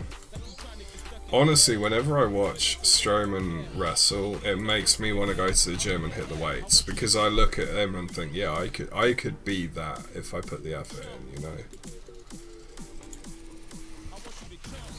And we just got a 98 combat, 2 more combat levels to go to the target. Firemaker's Curse, that quest can fuck right off. I did that on my main and I hate it every second. But yeah, no, Luke Harper is like, all of the Wyatts are awesome, and this is why I'm like, I was really upset when they got broken up as a stable, because I thought they were really cool. But they're actually all getting a chance to like properly show off right now, which I think is really, really cool. And Bray is incredible, like everyone knows that already. Like, Bray is a really, really talented wrestler who can work the crowd so well. It doesn't matter who he's fighting, when he's fighting, they want him to win. They could put him against the biggest fucking face in the company and half the crowd will still want Bray to win. You know, he is becoming the new Undertaker. It doesn't matter how evil that dude is, half the crowd wants to fucking win, constantly. And I love that. Why did Wyatt lose to Orton at WrestleMania? Because he's Orton, and Orton was always going to get the push because he brings in money. And it's as simple as that, really, which is a real shame. And it's the same reason that Jinder Mahal is champion now. It's all about money. Like, they're breaking into the market in India. Like, in India they were really starting to get into wrestling, and they were starting to develop indie promotions over there. So WWE were like, well, how do we capitalize on this? Oh, get an Indian wrestler, make him WWE champion. That's how we capitalize. That's the only reason Jinder Mahal is champion right now, is because they want to get that money in India. Everyone hates Jinder. I don't hate him. I find the whole fucking thing hilarious because of how much everyone else hates him, but that's just because I'm a dickhead. So, I just find it really funny. Like, I saw it coming a mile off, but everyone else is like, oh my god. But then, to be fair, like, the only reason I saw it coming was because before that pay-per-view where Jinder won, where Jinder first got the title, I'd actually read a thing online, like I'd read an article that I just happened to stumble upon online about how there was this growing market for wrestling in India, and then when I heard, oh yeah, Randy Orton's got this Indian guy contending him for the championship, I was like, ah, yeah. If I hadn't read that article, I wouldn't have known it was going to happen, but as soon as I read that article, I was like, yeah, okay, that's pretty obvious. Hey, Mr. Gloves. I know, he's Canadian. It's fucking hilarious. It's like, oh yeah, we've got... What I love is he does that whole thing about, like, I'm going to bring pride to my home country, and you just think, what, Canada?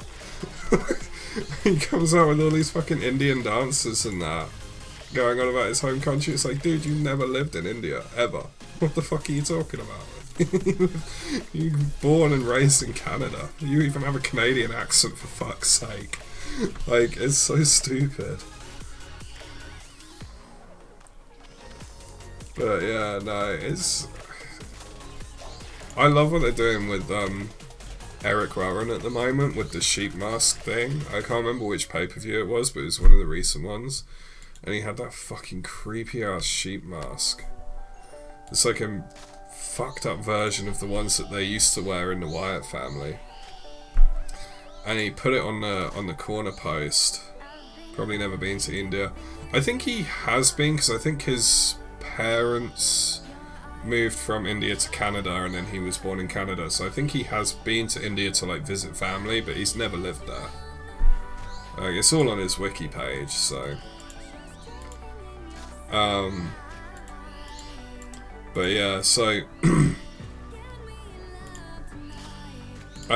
but like Eric Rowan comes out with that creepy bloody sheep mask with the tube on it and the goggle eye and everything and the tufts of hair, and like put it on the corner post, and then he kept talking to it in the middle of the match, and it was that was creepy, dude. I was like, I'm so glad they're letting Eric Rowan actually have a character, because as much as I love the Wyatt family, in the Wyatt family, Eric Rowan was just the quiet one that never really did anything, and now he's got this whole like psycho, broken brain character going on, and I'm like, there's so much they could do with that.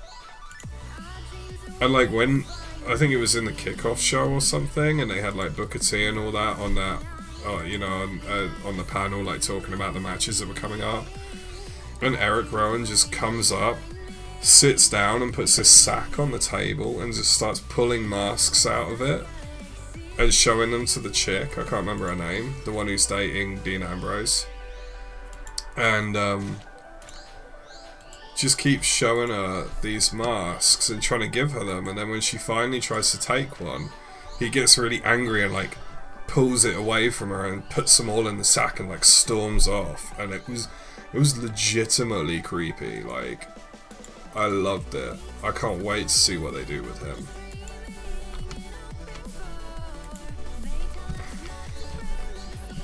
So yeah, we should probably stop talking wrestling though, because I think it's only me and you in here that actually watch it, so we should probably talk about something that the others can get involved with as well.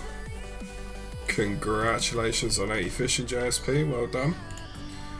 You are actually beating my main at fishing, so... and my Iron Man, but...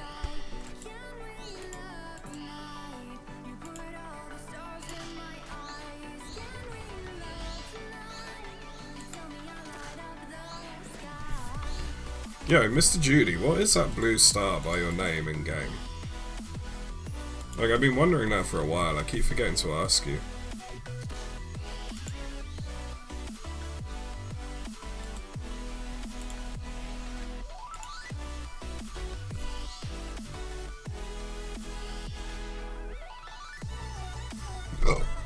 Excuse me. Okay, I just realised this is a bit late in the stream for this because we've been streaming for 2 hours, but I've literally just realised, if you haven't already, if you could like the stream, it helps me out a lot. I'm sure most of you probably already have anyway, but just thought I'd throw that out there because I've literally just realised we've been streaming for 2 hours and I've not actually said that yet, so...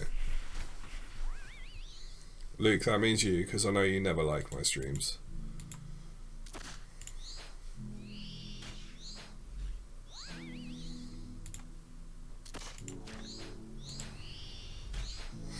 Oh, okay, VIP member. Fair enough. I've seen a few people with it, and full year of membership in December. Okay. always like? Are you sure you always like Luke? I'm not sure you do. I'm kidding, man. I know you do. Yeah, I'm quite tired as well, but I'm gonna keep streaming for a little bit longer. Means you're a VIP. Well, you were all VIPs in this stream, so it's all good, man. But yeah, Luke, me and you need to meet up some point this week and discuss the whole fam thing. Get a proper plan sorted out. So if there's a particular day that you're free, give me a shout, man. Alright, see you later, Greg. Have a good night, man. Thank you for joining us tonight, as always. I hope that the stream lived up to your expectations.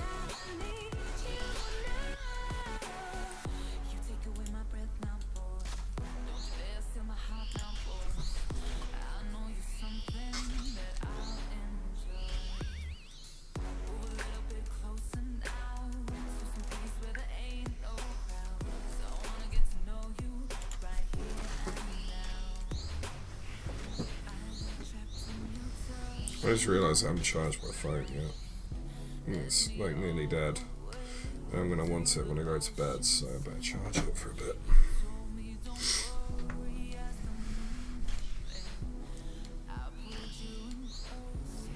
Sure to let you know what day. Alright, well, you got my number anyway, man, so you can just text me whenever.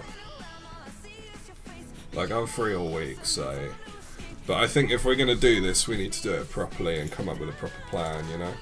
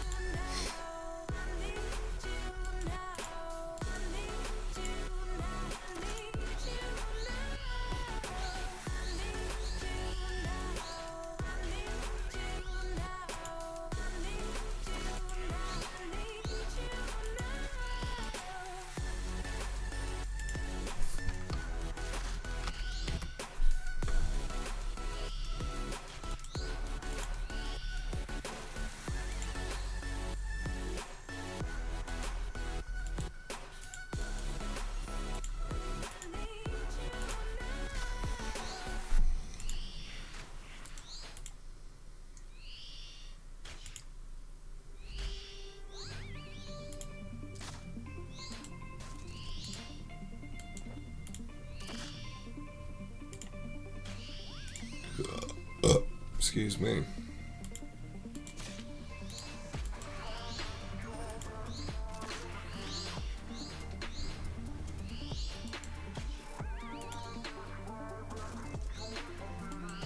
Also, Luke, as well, if we're gonna do Runefest like we were saying before, we'll need to start sorting that out fairly soon as well. Which, if we're gonna do the whole family thing, then we probably should make sure we do Runefest this year. But we'll need to start sorting out soon. I don't know when tickets go on sale or anything like that, because I've honestly never really looked before, but...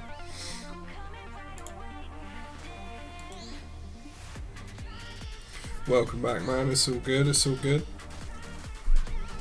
You gotta do what you gotta do, bro. Like I say, I'm gonna let you do the filming though, because I can't use the camera for shit.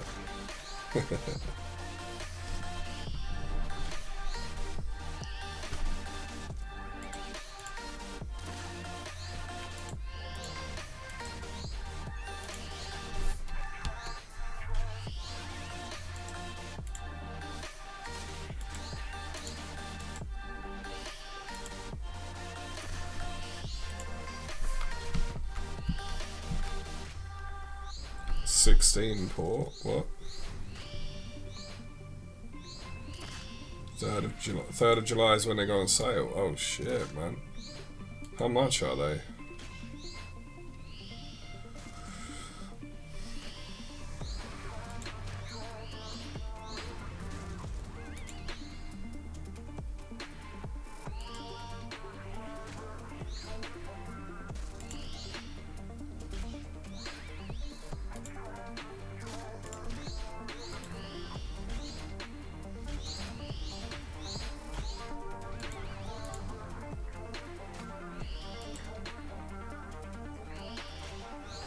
Have work tomorrow. Good night.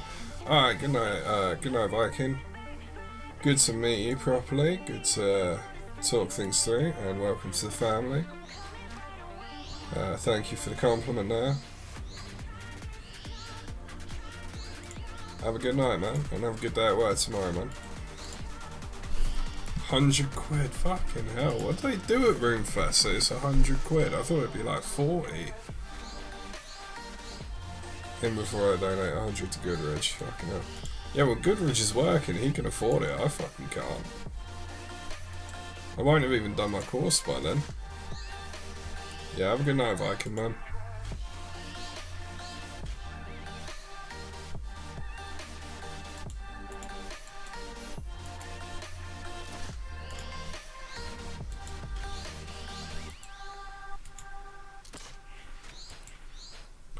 Oh, legitimately, my cheeks hurt so much from talking tonight. I don't know why, because I've not talked too much more than I normally do in stream, but for some reason my cheeks are just hurting right now.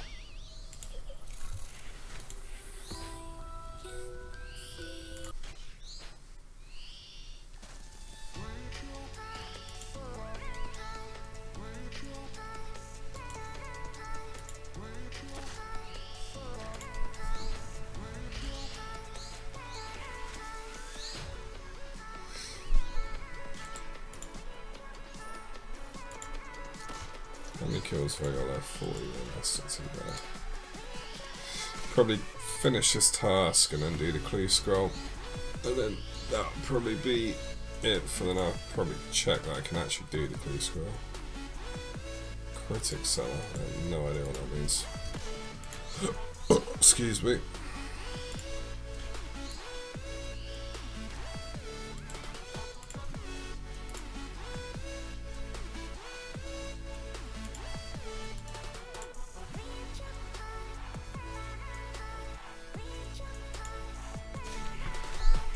Oh, okay, that's what that is, that's cool.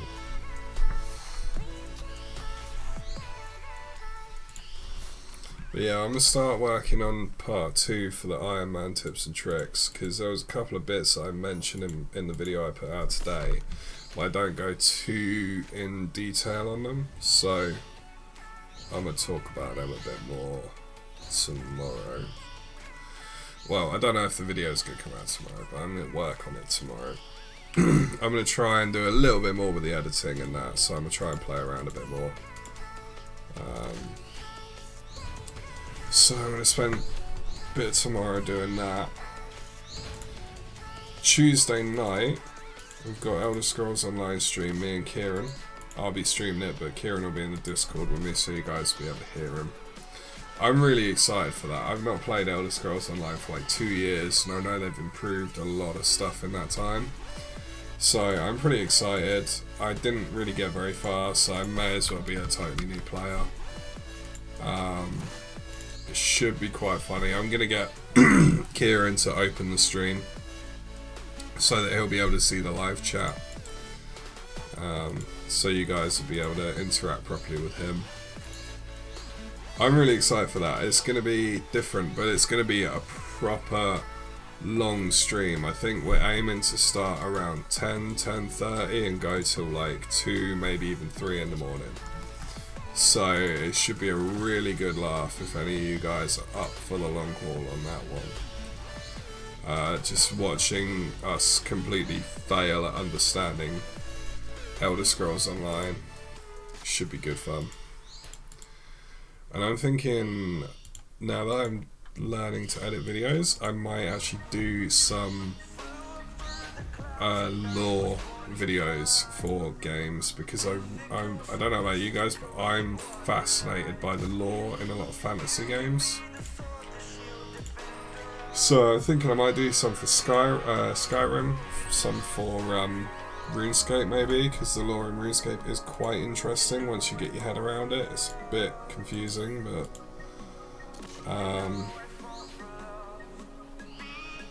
stuff like that. So I don't know if any of you guys would be interested in that, but I'd definitely be doing some of that.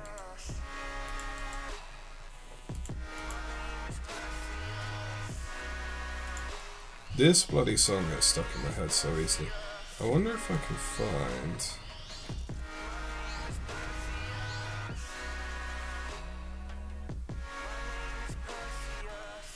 It's annoying that I can't search the playlist while it's playing. Because there's a particular song that I want to put on before... Like, I want to make sure I hear it before the stream ends because it's awesome. And, we may have even already heard it, I'm not sure.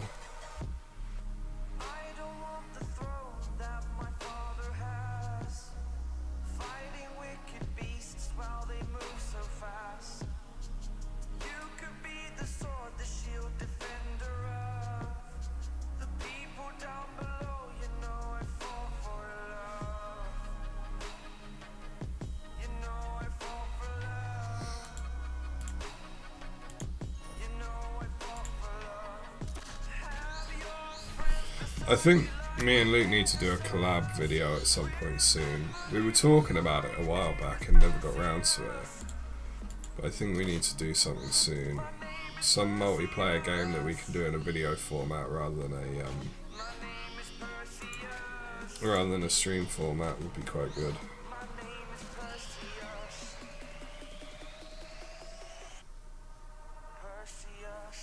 I'm not going to be able to find the song that I want, am I?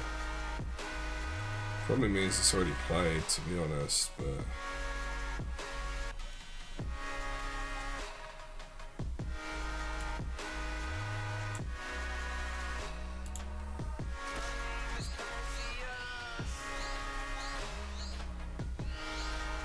Oh yeah, there it is. It has already played, but I will play it again because I really like it.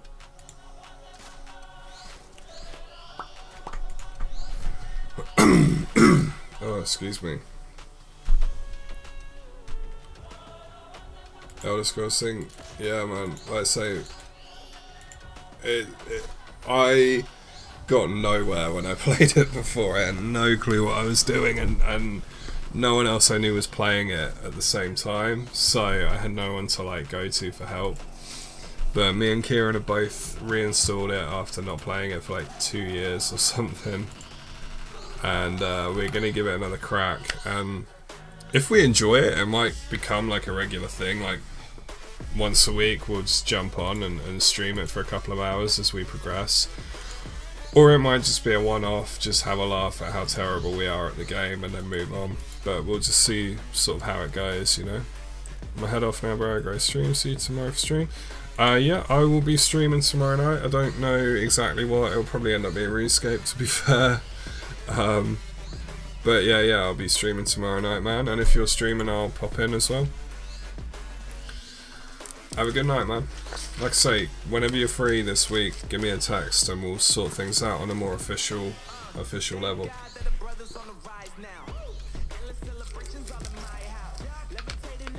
Hey, Caspian. How you doing tonight, man?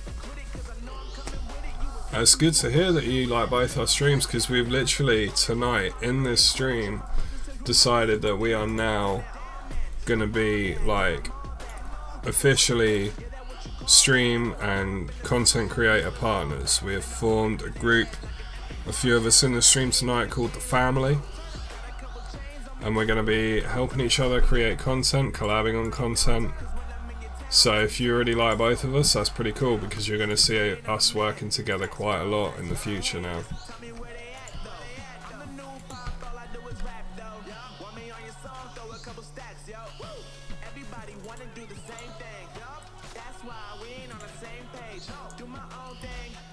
So if you like both of us, then you're going to enjoy what's coming up. It's me, Luke, Russell Hobbs here, JSP, Viking. I think that's all of us at the moment, right? I'm tired, so if I've missed anyone out, forgive me, but I believe that's a lot of us right now. And we're going to be streaming together, making videos together, and yeah, we're going to be our own little group. There's good things coming, man. There's good things coming. I can feel it.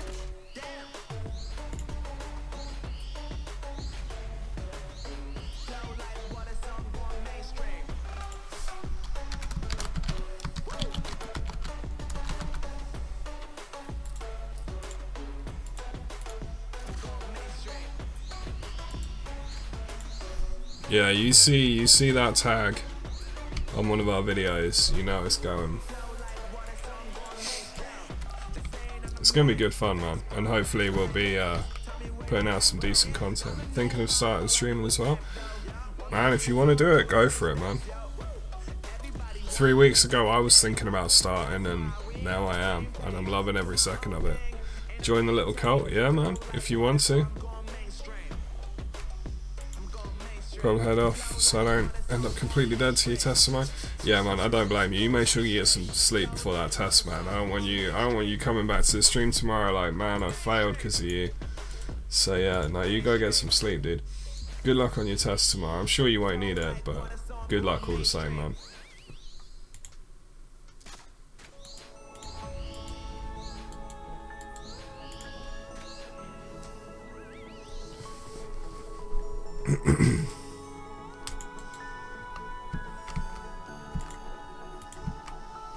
Yeah, me and Luke, me and Goodrich are gonna be meeting at some point this week to discuss like formalities of it and all that sort of thing.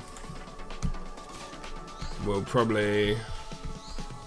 obviously have to lay down some rules about content creation, but not like saying what people can and can't make, but just like, you know, don't be homophobic, racist, whatever in your videos, stuff like that, because obviously that's the thing, when you commit to something like that, the content that one person puts out kind of represents everyone, so you got to make sure that you're all kind of on the same page with that sort of thing. So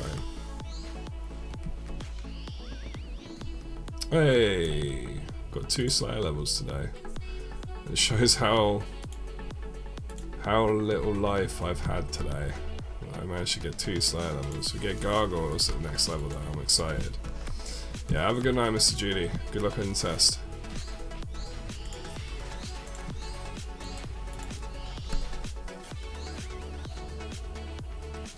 And then, right after the Slayer level, we get the level up. We get the Slayer task done even.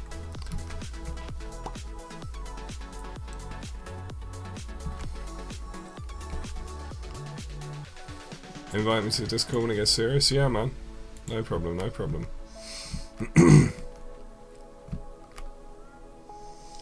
Like I say, me and Luke will be meeting. We'll be meeting later on this week to set out some ground rules and stuff like that, and decide how we want to run things. Oh, Karasks! I've been waiting for them for ages.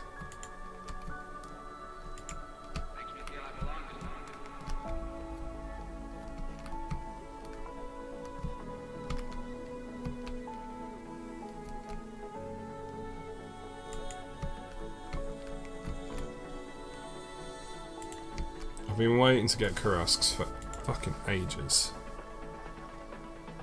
Did you get the pet? Oh, which pet are you going for, man?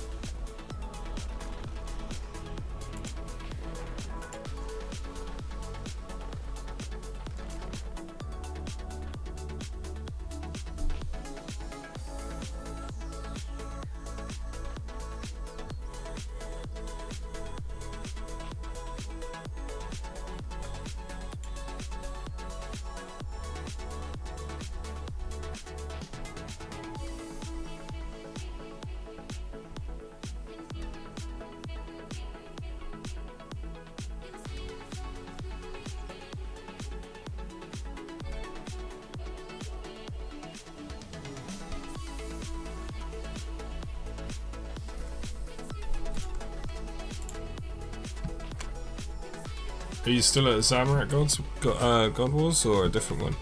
Oh, Rax, fucking hell.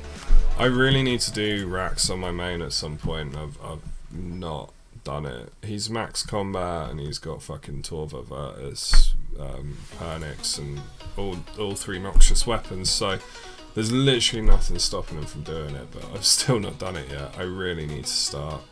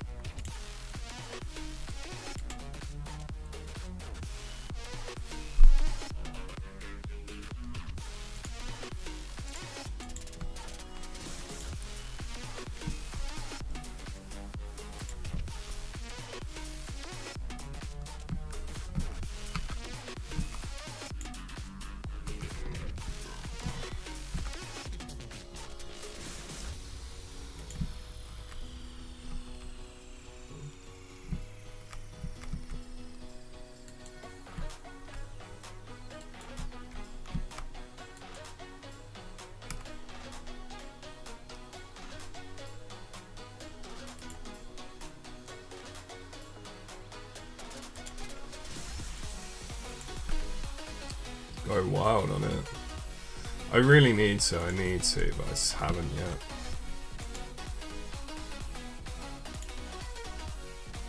Yeah, man, I know you can make some serious money with it.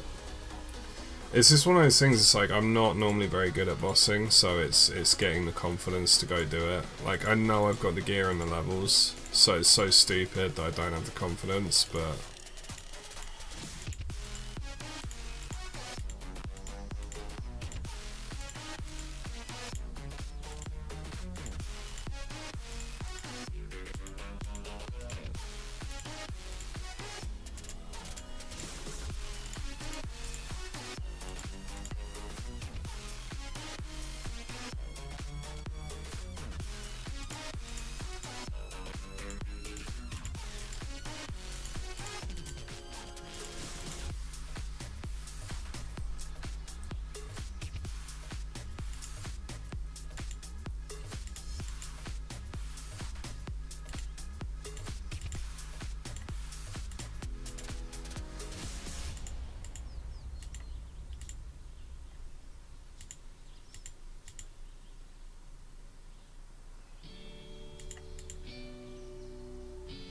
Might not be streaming tomorrow, got work till 9 PM. No worries, man. You gotta stream when you got time, man. Like, the only reason I can stream as much as I can right now is because I'm unemployed. Like, in a few weeks' time when I'm working again, I'm not gonna be able to stream as much as I do now. Which is why I'm, like I say, why I'm learning to edit videos now while I've got time, while I'm trying to get all this stuff set up with Luke right now while I've got time, so I can get in the habit. And hopefully it won't drop too much when I start working, because it'll already be like a set part of my life that I do.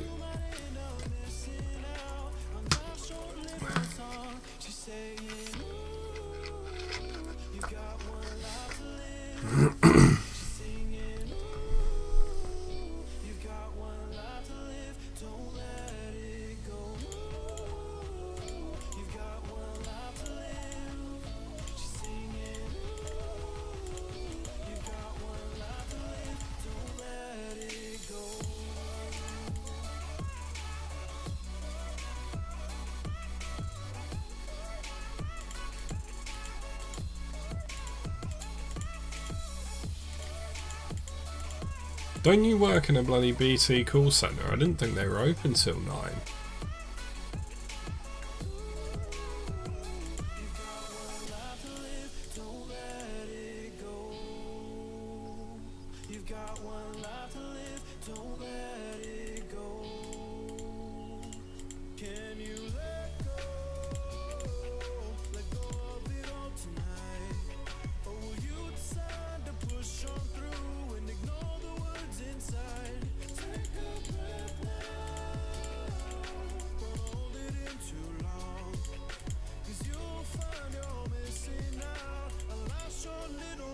$2:15 till 9, fucking hell.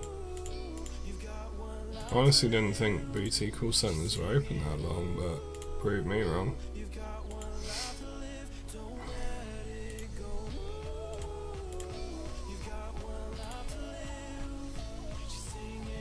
Oh no, 22. Hey, Eagles Peak, that's alright. That's the one we can do. Last few coordinate clues, I haven't been able to do them. I need to do more quests, really.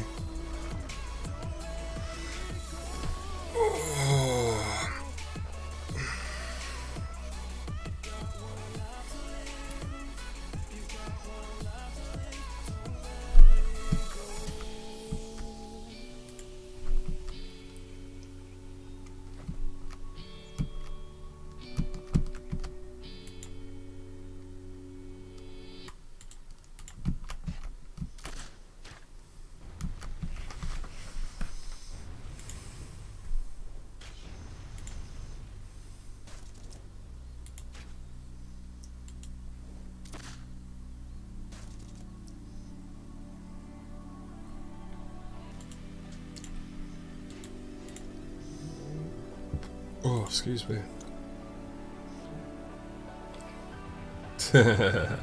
Legit quests and stuff. I try and title each stream differently, but Good luck on loot. Thank you, mate. No pet. Oh, that sucks, man. That sucks. Split bark helm, mud pie, and rune plate. Oh, split bark helm. Where the fuck can I get one of them? Because I haven't got a costume skipping ticket.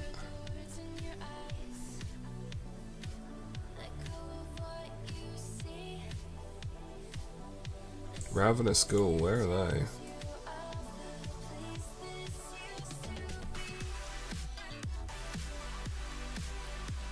Found in the crypts below the graveyards north of Canaphis.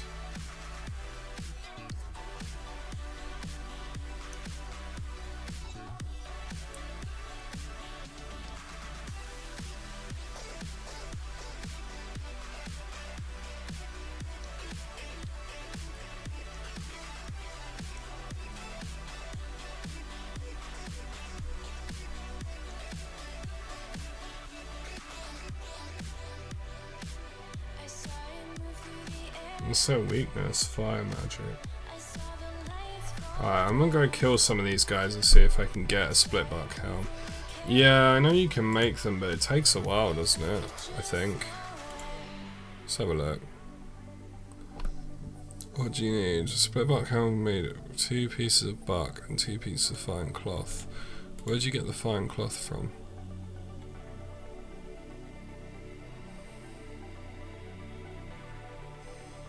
Can be obtained. Yeah, you gotta do Shades of Morton for fine cloth, so I'm not doing that.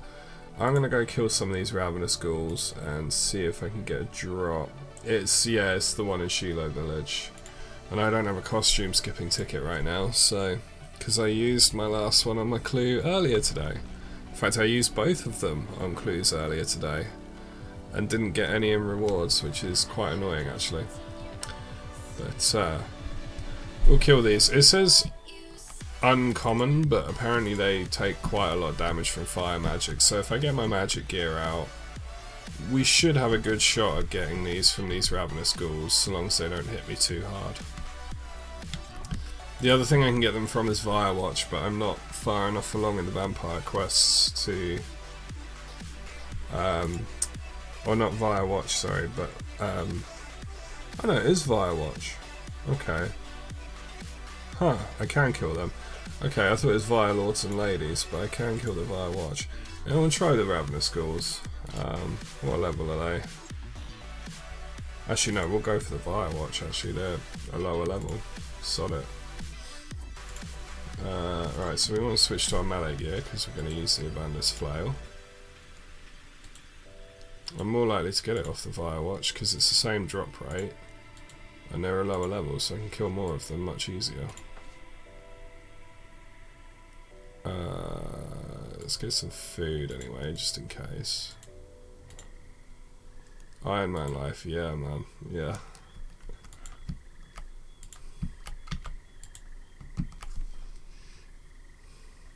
I have a max combat main, but I hardly ever play him now because I just find the Iron Man so much more fun.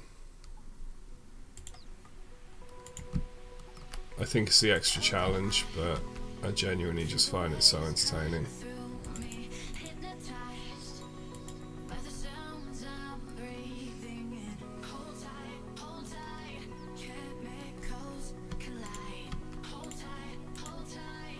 Let's see if we can get some split bark off some Firewatch. If it's going to take forever, then I won't worry about it and I'll do it tomorrow. But because I do need to go to bed realistically within the next half an hour or so, because I'm falling asleep in my chair right now. But if we can get one after like 10 minutes or so, then we can do the clue on stream and see what we get, which would be nice. Although I will be wanting to do a clue scroll tomorrow to record it for the video that I'm going to record. Not because I need to get it, like I'm not going for a loot video, but I need just an example of doing a clue scroll for my video that I'm going to be making. So we've got a bunch of Firewatch over there, so I can kill them. First kill is the hardest. Yeah, that's what I've been told. Someone was telling me that like the first couple of times you kill racks, you'll really struggle and like barely make it by the skin of your teeth, and then after a few tries you can end up doing like 4 or 5 kills in a trip as you get more used to it. So I suppose it's all about like learning the tactics and stuff like that. So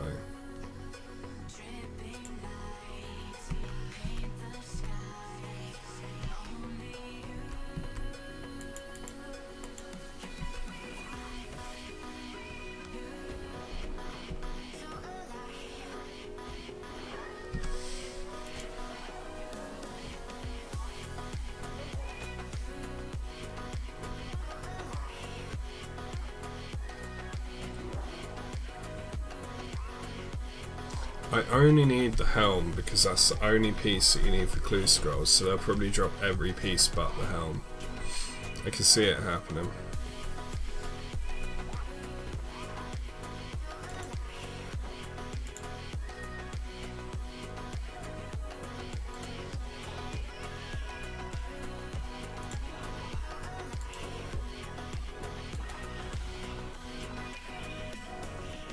Oh, these ones better drop them and not just fire corpses all the time, because that's going to annoy me. Gotta get a good feeling of the timing. Yeah, see, that's what I'm bad at with bossing is timing. These ones better not just drop fire corpses, because that's going to annoy me a lot.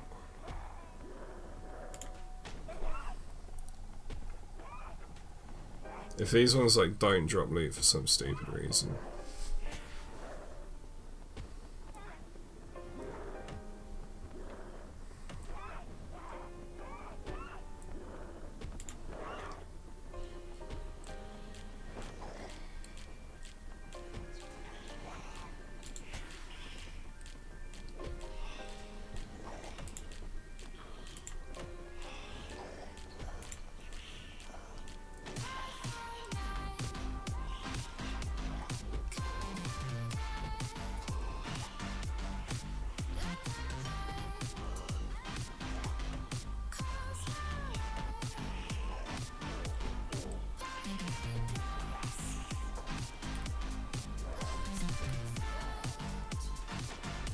Oh, what? These ones drop only corpses.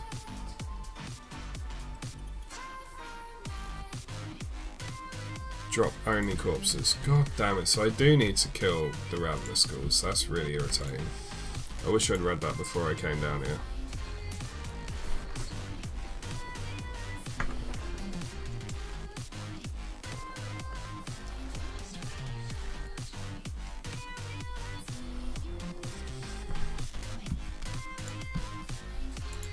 Alright, switch our gear again. I'm like scrolling through the Firewatch page on Rune Wiki and I finally see this bit just above the loot bit that says the Firewatch and Bird Rot and Mire Ditch only drop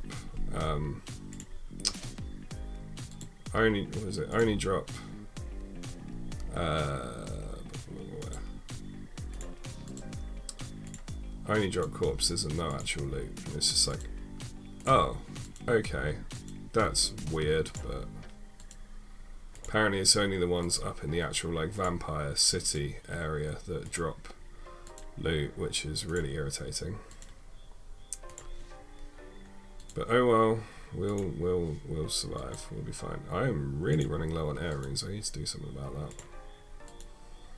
Go do some rune crafting and buy some from the vendors. Only 4 eggs to complete it. Nice one, man.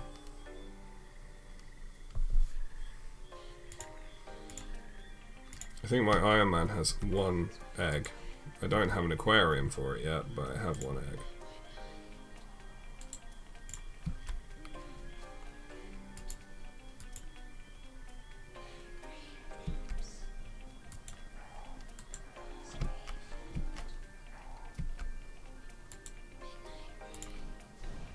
I really hope I can kill these things. They look big.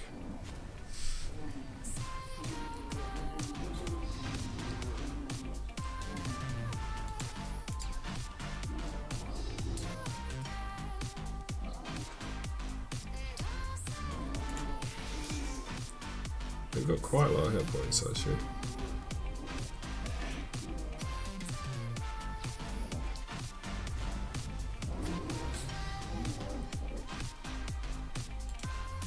Oh, they drop sharks, that's alright. I can't use sharks to their full potential, but oh well.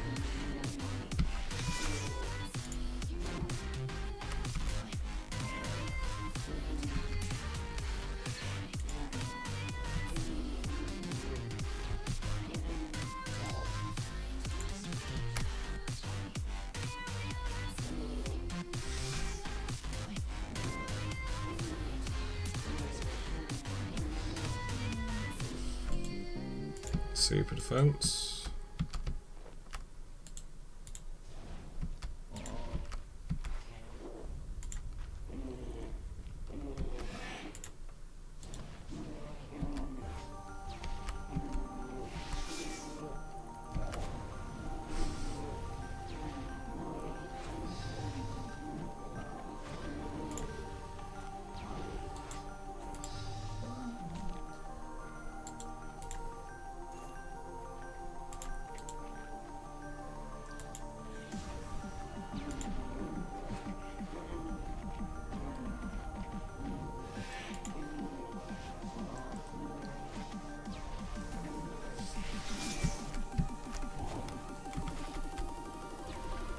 These fucking things are terrifying looking, Jesus.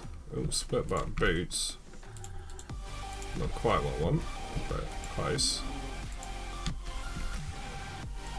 Can I safe spot them? Oh, I can, that's even better. Christ, they are terrifying.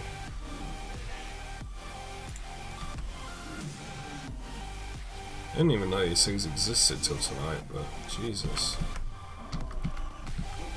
They are fucking haunting.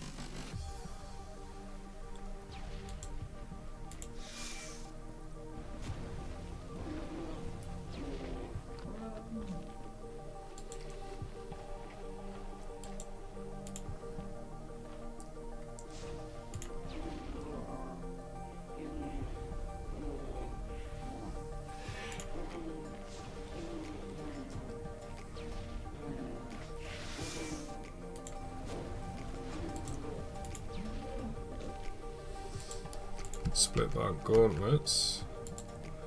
That's 2 pieces of split bark that I didn't want.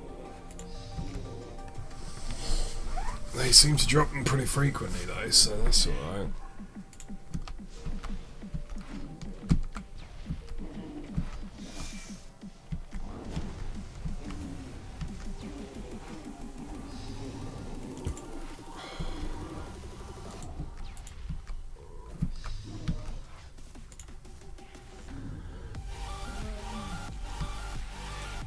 Hey, there we go, we got what we needed. Split bark helm. Oh crap, now we've got to get the mud pie, I forgot about that.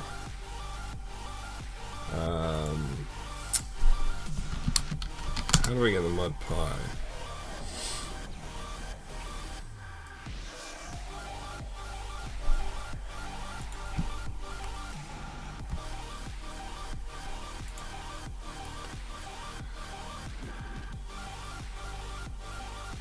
Baby implants are made using the cooking skill. Alright. Let's have a look at how we make a mud pie. So level 29. Mix flour and water to make pastry dough. Place the dough in an empty pie dish. You refer to pie recipe book. That's not helpful. Yeah, here we go. Add compost and water and clay. Okay.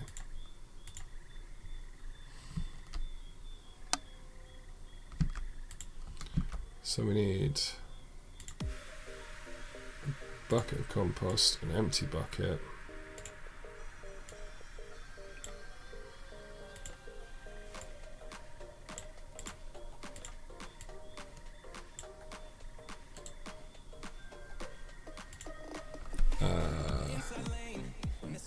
Need to get some clay and a pie dish, flour and water. Right.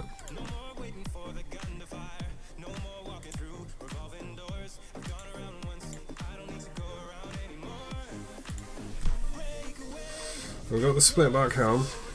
Let's go get the mud pie. At least once we get these, it's like it's a one-time thing. I don't ever have to get them again, as long as I keep them in my bank. Which, to be honest, even on my main, I keep clue scroll items in my bank. And on there, I can just obviously buy them on the Grand Exchange, and I still keep them in my bank. So it's less hassle, so I'll definitely be keeping them in my bank on the Iron Man.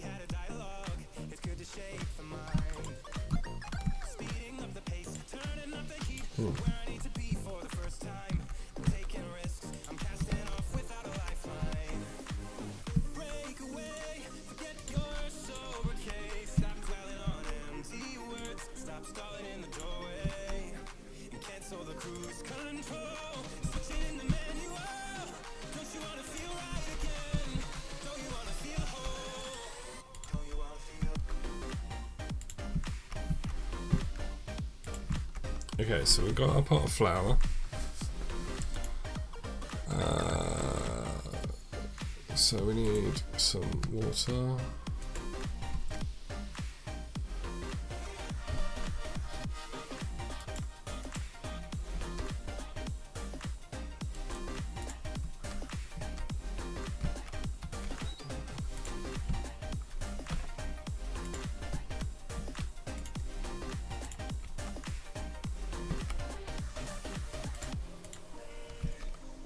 Mix them for pastry dough. And I need to fill that with water again.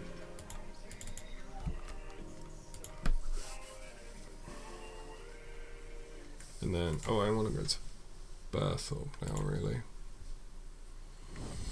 And get pie dish and clay in Berthorpe.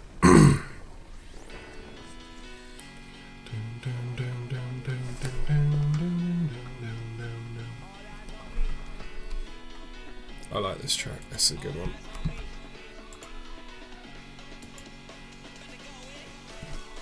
Excuse me.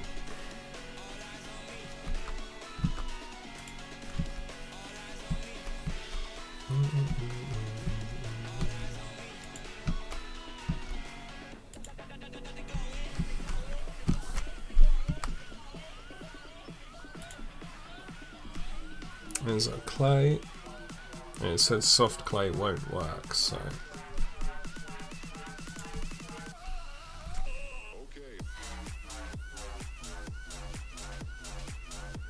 I better get something good from this, because I'm putting a hell of a lot of work into this. If I end up getting a clue that I can't actually finish after this one, I'm going to be so pissed.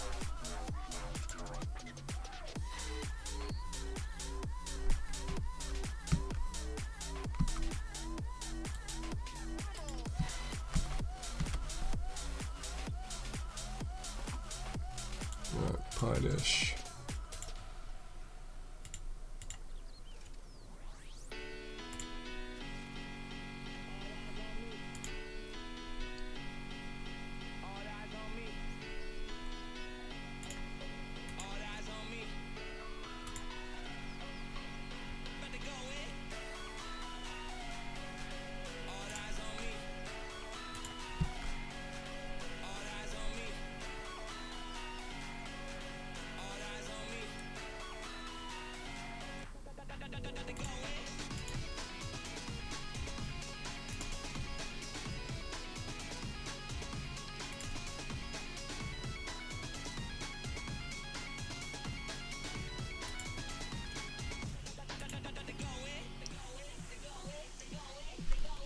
Oh, this better not burn. If this fucking burns, I'm gonna be so pissed.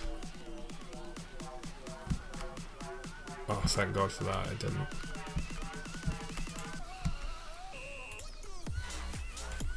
And luckily I did Shiloh Village the other day, so I can actually get there, which is handy.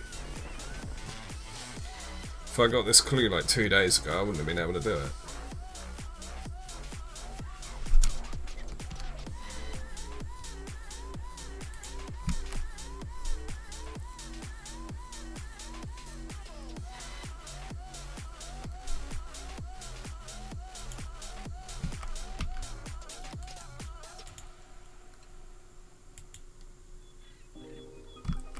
I really need to do a farming run. I haven't done a farming run in like 4 days.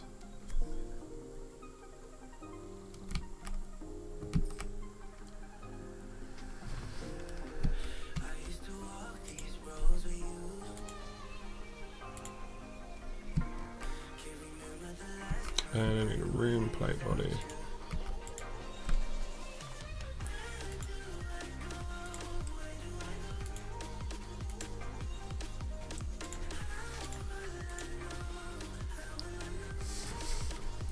Yeah, I've turned it off already. I already know about that for this clue.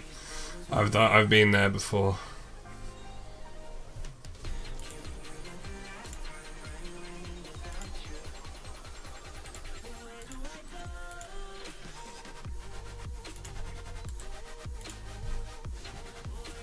Yeah. Sometimes when you throw it you can pick it back up again, but sometimes it will disappear, so I've been there before a couple of times on my main.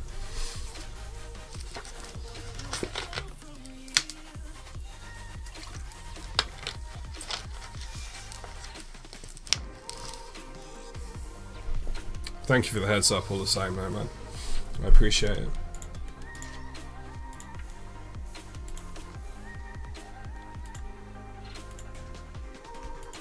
Another scroll box. I was really hoping that would be.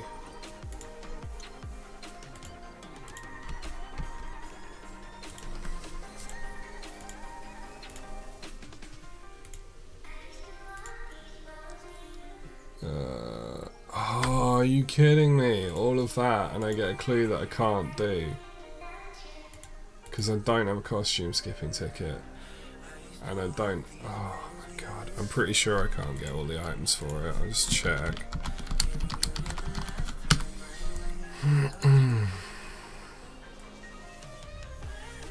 Yeah, man, I know what you mean. I know what you mean.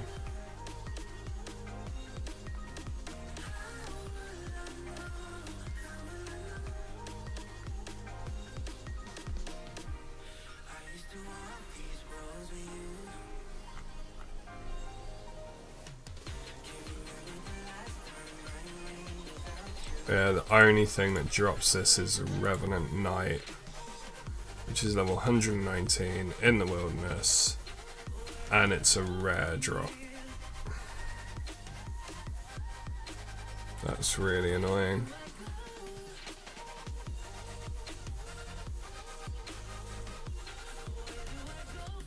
That's really, really annoying. Oh, there's no way I'm grinding out Revenant Knights for an Amulet of Glory. It's just not happening.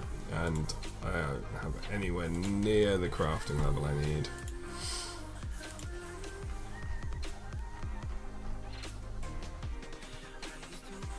Yeah, I can do Dragonstone rings. A Dragonstone Amulet is not till 80, so I need 19 levels. I'm not grinding that out for one clue. Want to do a court mass? Could do. I've never been to court before, but I'll give it a shot.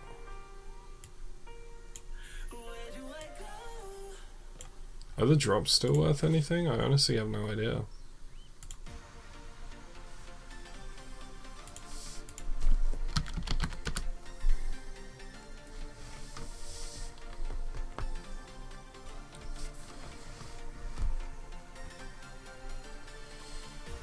Oh, the sigils are still worth a few mil. That's alright.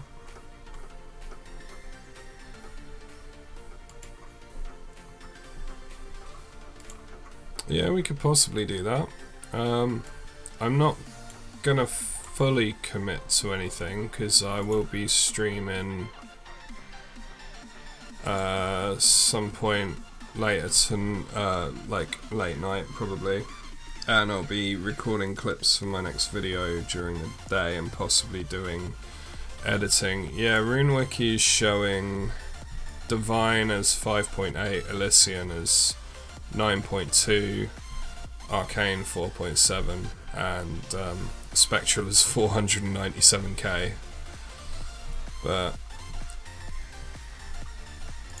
yeah, I won't commit for definite because I've got a lot that I want to get done tomorrow. But certainly if I've got time, when everyone's online, I'll join in. If I don't join in, then you guys all go and tell me how it goes. Like I say, it will depend how I'm doing for time, because I want to get, like I say, basically what it is I learn very much by doing more than anything else, and I want to I edited my first video today and uploaded it, and I want to get as much practice in filming and editing videos this week, which means my channel's probably going to get spammed with videos this week to a degree that it won't be after this week. But the reason for that is if I make a shitload of videos this week, I'll remember how to use the editing software. It's like when I first downloaded GIMP to make thumbnails and stuff, I didn't just make thumbnails for the video, for the stream I was going to do, and then streams after that. I made thumbnails for all the streams I'd already done as well, because that practice over like 2 or 3 days of doing loads of it helped like reinforce it in my head how to use the software. So I'm going to be doing the same thing with the video editing software with Lightworks, is the one I downloaded, to try and reinforce it in my head on how to use it. So yeah, so I might be doing a lot of filming and editing and stuff like that, but if I need a break from that and you guys are ready to go, then I'll join in. But we'll just see how we go.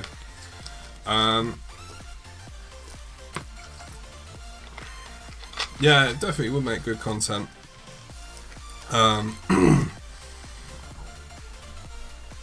Anyway, I'm falling asleep in my chair. I need to go get washed and I need to go to bed.